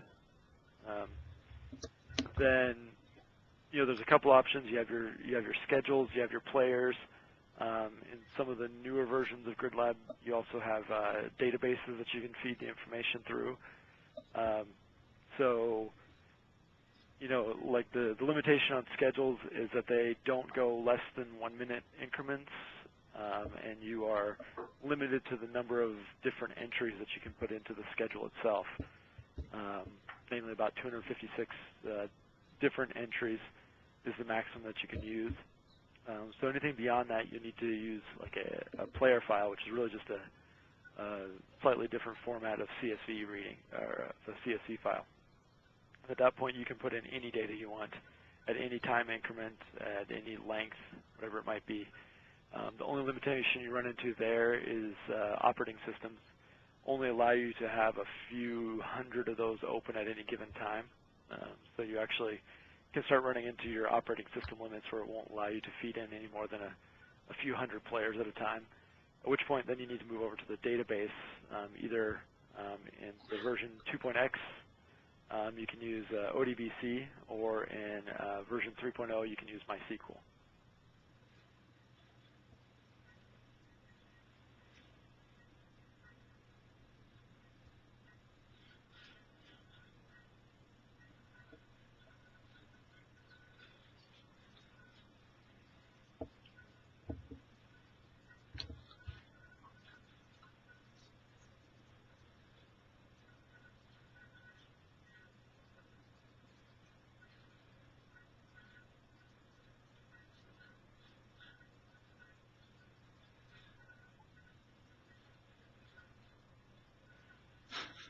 Yes, so you can use player files. You can do linear transforms on the player files. And Frank, I don't know if you have an example that you can pull up of using a player file with a linear transform. But basically, just like the schedules, you can basically create a pseudo player object and then direct that towards other variables in the system and do a linear transform on those. The only difference that you can't do is you cannot shift them in time like you can the schedules with schedule skew. So those times are set. Should be one. I'm trying to think if we have a good example. There should be one in the taxonomy feeders study stuff. Population screwed. I don't know if you have one generated here or not. Yeah, I don't think I have one generated on here.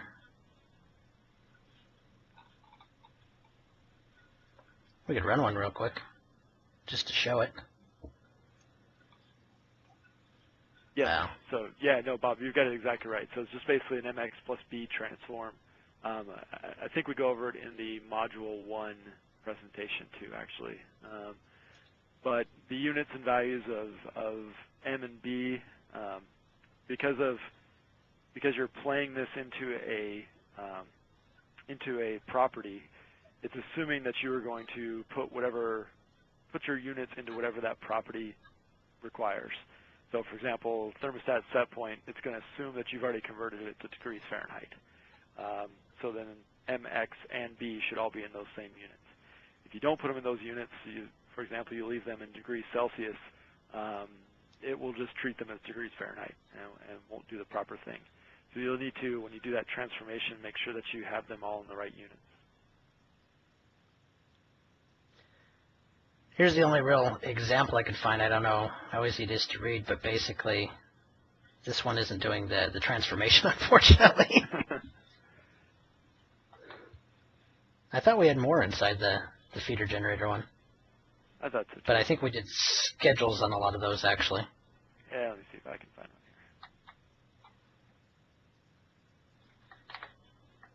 here. I could sift through all my various test examples, but they're on a different computer, so I don't think I have any here.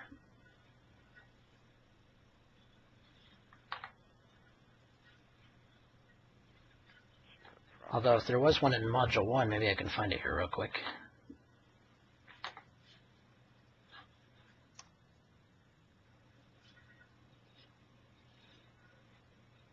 Here we go. Here's one right here. Perfect. Thank you. So basically, you have to do this little declaration up front where you tell it to publish a value. And then if we wanted to do a transformation on it, we basically do T-heat value, and then this one just multiplies it by 1 and adds 2. So just a linear transformation on it, as Jason was mentioning.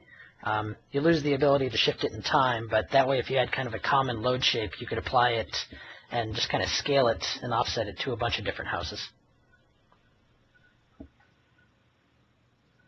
Yeah, so a good example of that is from extractions that we've done in the past. When we don't have a lot of good information to embed, say load shapes from different appliances within a utility, for example, we'll take the substation data from the SCADA reading from the substation, and then basically we'll turn that into a player file that's really just kind of been normalized, so that the peak value is a value of 1, and then basically when you take your peak allocation study, you just multiply that player times the actual peak allocation load that's at each of those locations throughout the feeder. And so you get a load shape that at the substation looks pretty much approximately like what you saw at the substation, and now it's distributed across the system in time in a scaled fashion.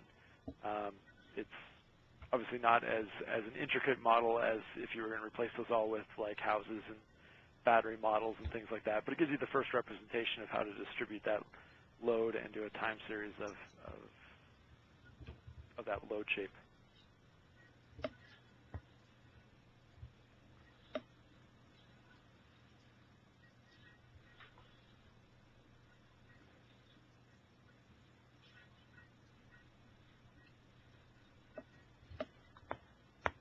So there are more questions coming through here.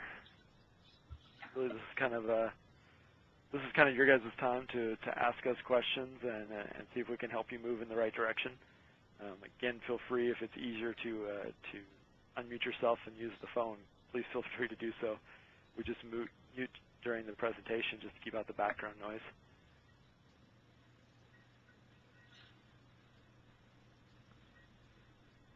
Correct. Yeah, that's depending on what we're doing there, we'll use a mix of players and schedules, sometimes skewed, some more than others, all depending on what we're trying to do with each of the different things. So the combination of both,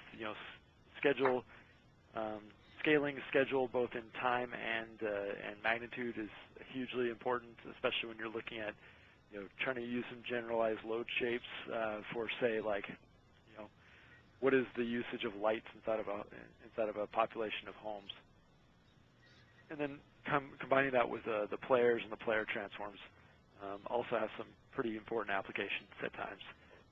But it's all kind of done on a case-by-case basis, which is the best one to use each time.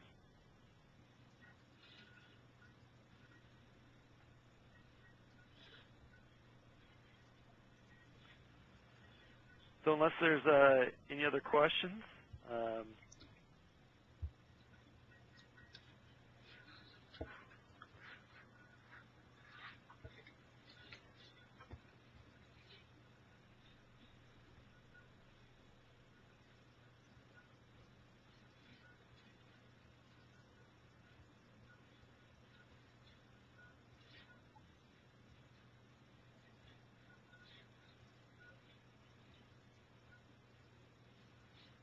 So in a single player, you can only have one value stream.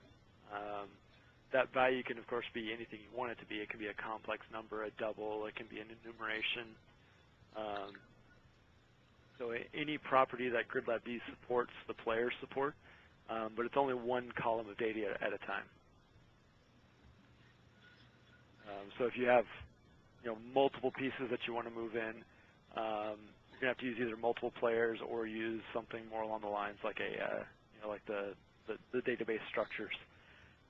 But either way, you can only move one value into one property inside of an object. Complex values are considered one value, so they just read as 1 plus 1j, and that's read in as a text and converted into a single value inside of GridLAB.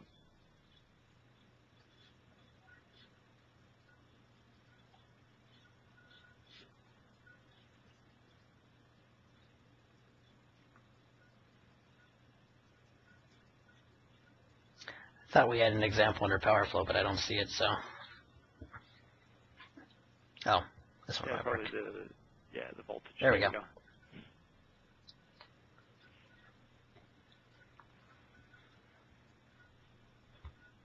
are power values. Okay, that makes more sense. Like those are odd format for a voltage.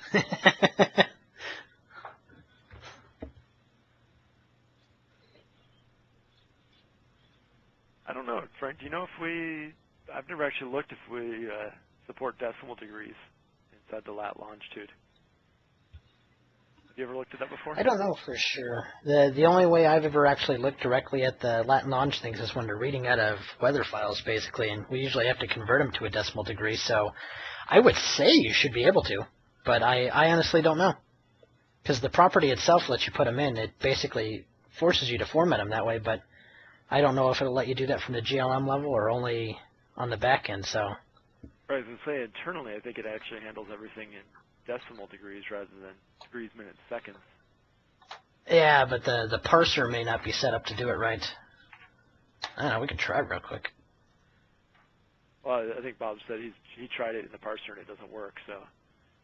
Ah, okay. Yeah, I don't think that's, like Frank said, I'm pretty sure that's just a parser issue. I don't think that's actually, internally, I don't think it really cares. That's something we can certainly flag as a ticket and look at adding into version 3.0. I don't think it's a very difficult thing to convert. Yeah, the more I think about it, actually, last time I tried to use this, and I can't remember which version I was using, I don't know if you actually had published access to latitude and longitude, was the thing. You could encode it, but there was no like GLM level way of specifying it. But that might have been an older version. I haven't messed with it recently. I've only messed with the internal version of it. Right, except you have the object level stuff, right? So you can put in the object header the actual latitude and longitude. Yeah. Yeah, no, I don't think that would be too difficult to kind of change. We'll definitely flag that as something as a improvement for 3.0. Yep. It seems like we had a question similar to that on the forums at one point. I don't know. It might already be fixed in 3.0, honestly.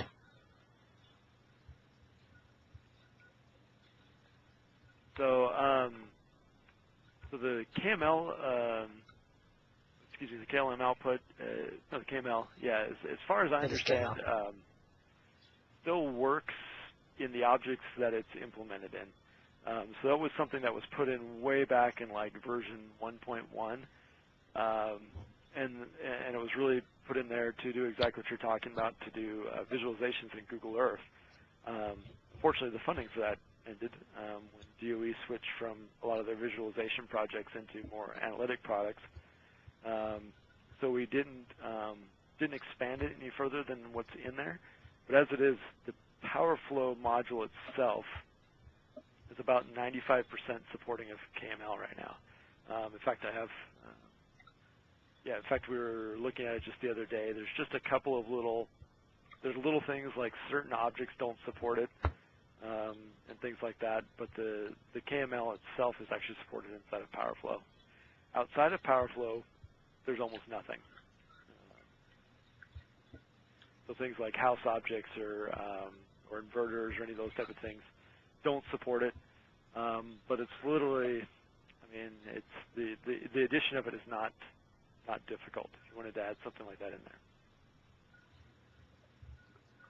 Because really, it's a function call at the end of the simulation that just dumps out it out into the KML format.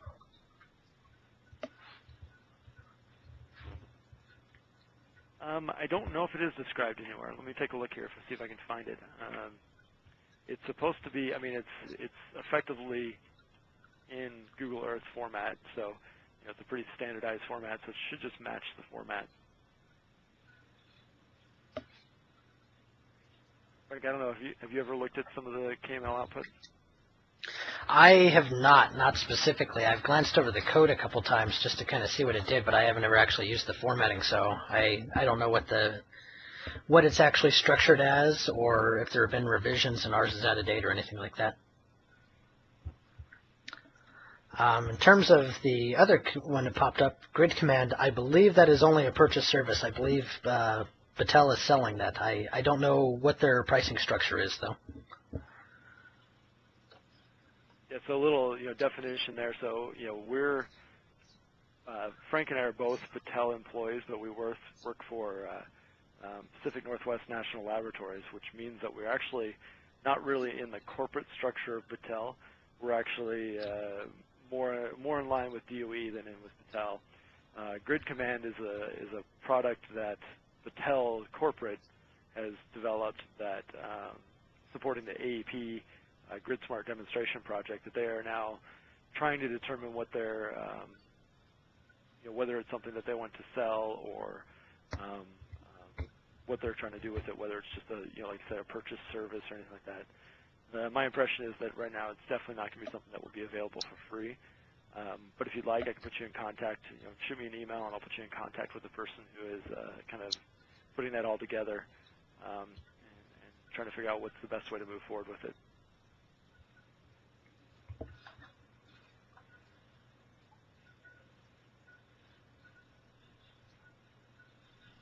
So, I'm not sure if I follow your question, what you mean by spec the visualization mapping.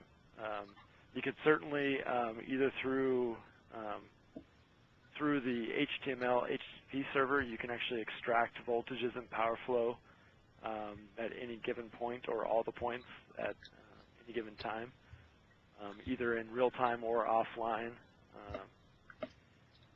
But I'm not sure what you mean by specking the mapping out.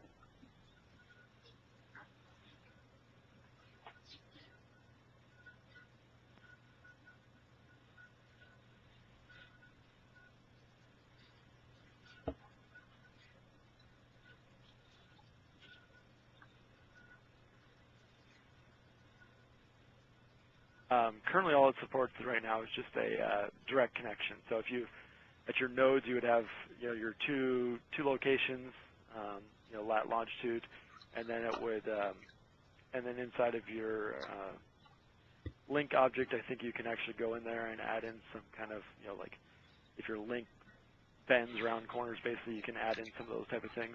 But it's really just a topology at this point. If you wanted more than that, because the way it does it right now is it just dumps a static KML file with all of your lat longitude information and things like that, and a few other things. But if you wanted it to be more of a to have gradients and things like that, that was something you'd have to add in either directly into the code or offline.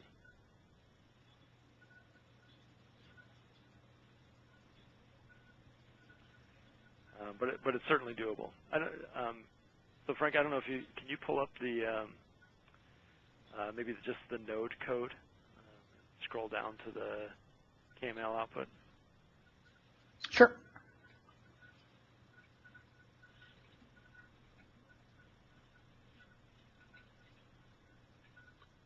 I think it's a node or it's either node or link. I can't remember which one. It might actually be one layer above. It might be in. Right. power flow object. I can't remember because I went looking for it at one point in time and I couldn't find it. Oh, or it's a node. So yeah, you can see it's just the KML is just an extra function call in each of the objects that you need it to work with. So in PowerFlow, there's only really two objects, nodes and links. So this is the one that generates it for node. It basically creates a table format and then does all the alignments and all the styling and things like that, and then just prints the information that's necessary. In fact, in things like load object, if it actually prints out the amount of load at the given time. That's at the KML output sort right of. now. Sort of, yeah. It looks like it's missing stuff here. Doesn't have any of the impedance contributions. Yeah. Like I said, this stuff is really old. I mean, this was back in version 1.1, so it's, the functionality is all there, but really it would just be going back in and saying, well, what do you want to see? And then just adding it to these, really into node and link are the only two places that it should exist. And, you just dump it out directly into the KML style that you want, and then you can read that in using your style sheet.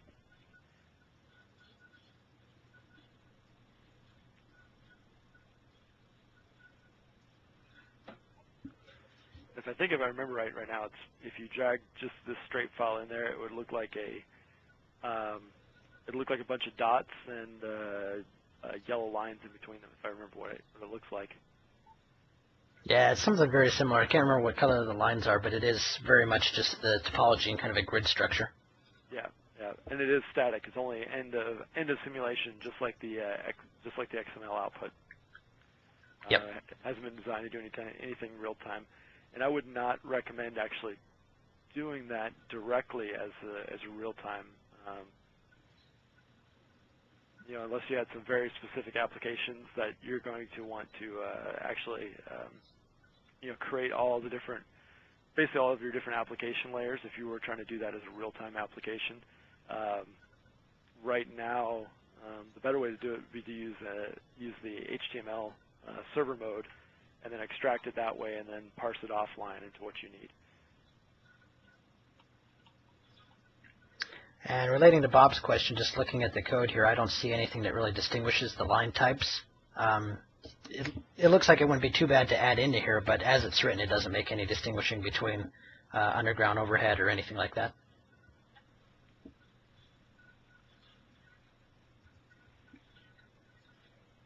Yeah, if I remember right, it was basically was to turn it into make it look like some of the one-line diagrams from SIME or Synergy from maybe 5-6 years ago, in that time frame. The visualizations have gotten much better in the last 5 years, so I would say if you did it right now the way it is, it would look very old and outdated. Yep. Yeah, we have an example floating around in a presentation somewhere for one of the electric vehicle studies, but I don't have the presentation handy. I could show you what it basically generates. It's nice for showing where the topology of the system is on like a Google map, but beyond that, it really doesn't tell you much. Oh yeah, I know which one you're talking about here. Yep. Probably share my screen back to me. Oh, I can probably give it to you.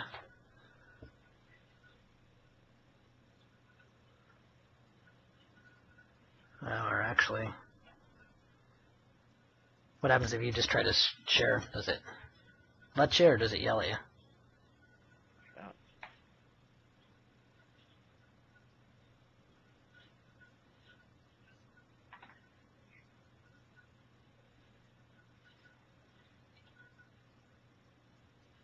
There you go. See that?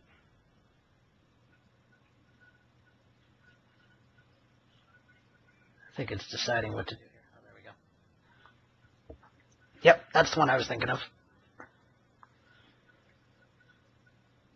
Although it looks kind of weird on my screen. I don't know if everybody else is kind of seeing that too. I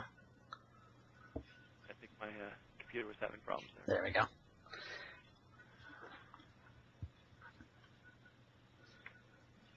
There we go. That's that's exactly what it looked like when it was working before. So in fact, I think this was I know exactly what this was a faked feeder that we put together from one of our prototypical feeders, and then we mapped it out onto the city of Pasco, which is just here about 10 miles away from us. So Yep. we just basically faked the feeder on here to just show how it would work, and used a prototypical feeder to map it on there. So in this case, it was a lot of done by hand, which you can see things like so the dotted lines I think represent underground cables, while the solids are overhead lines, and then if I remember right, the green is nodes and red is switch locations, if I remember correctly. I don't remember offhand how we did this one. So it's got a few extra things in there for each of the individual objects, but it's pretty basic at this point.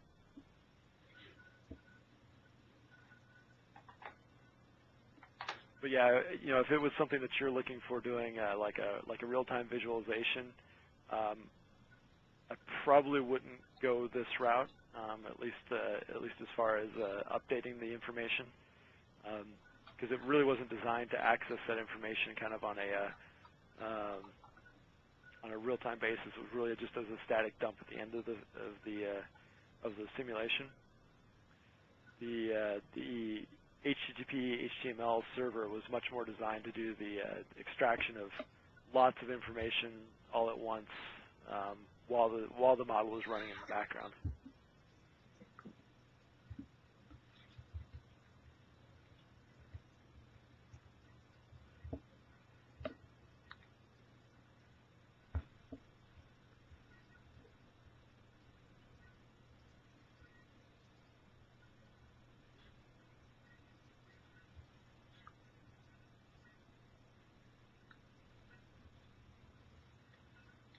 Yeah, we've had a couple of folks that we've worked with that have done some real-time stuff, and it does definitely slow it down, especially when you start trying to extract this many points of information at once. It still runs faster than real-time on kind of standard distribution models, but not by much. So you're definitely running it much closer to real-time if you're trying to extract that much information.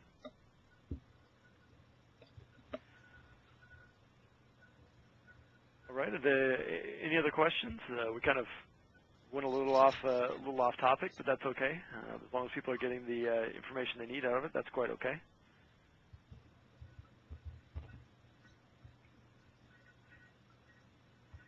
Well, if there are no other questions, then we'll go ahead and let Frank get back to his normal day job here and do some actually more programming for me and make sure that we we get some more quality modules coming out for 3.0.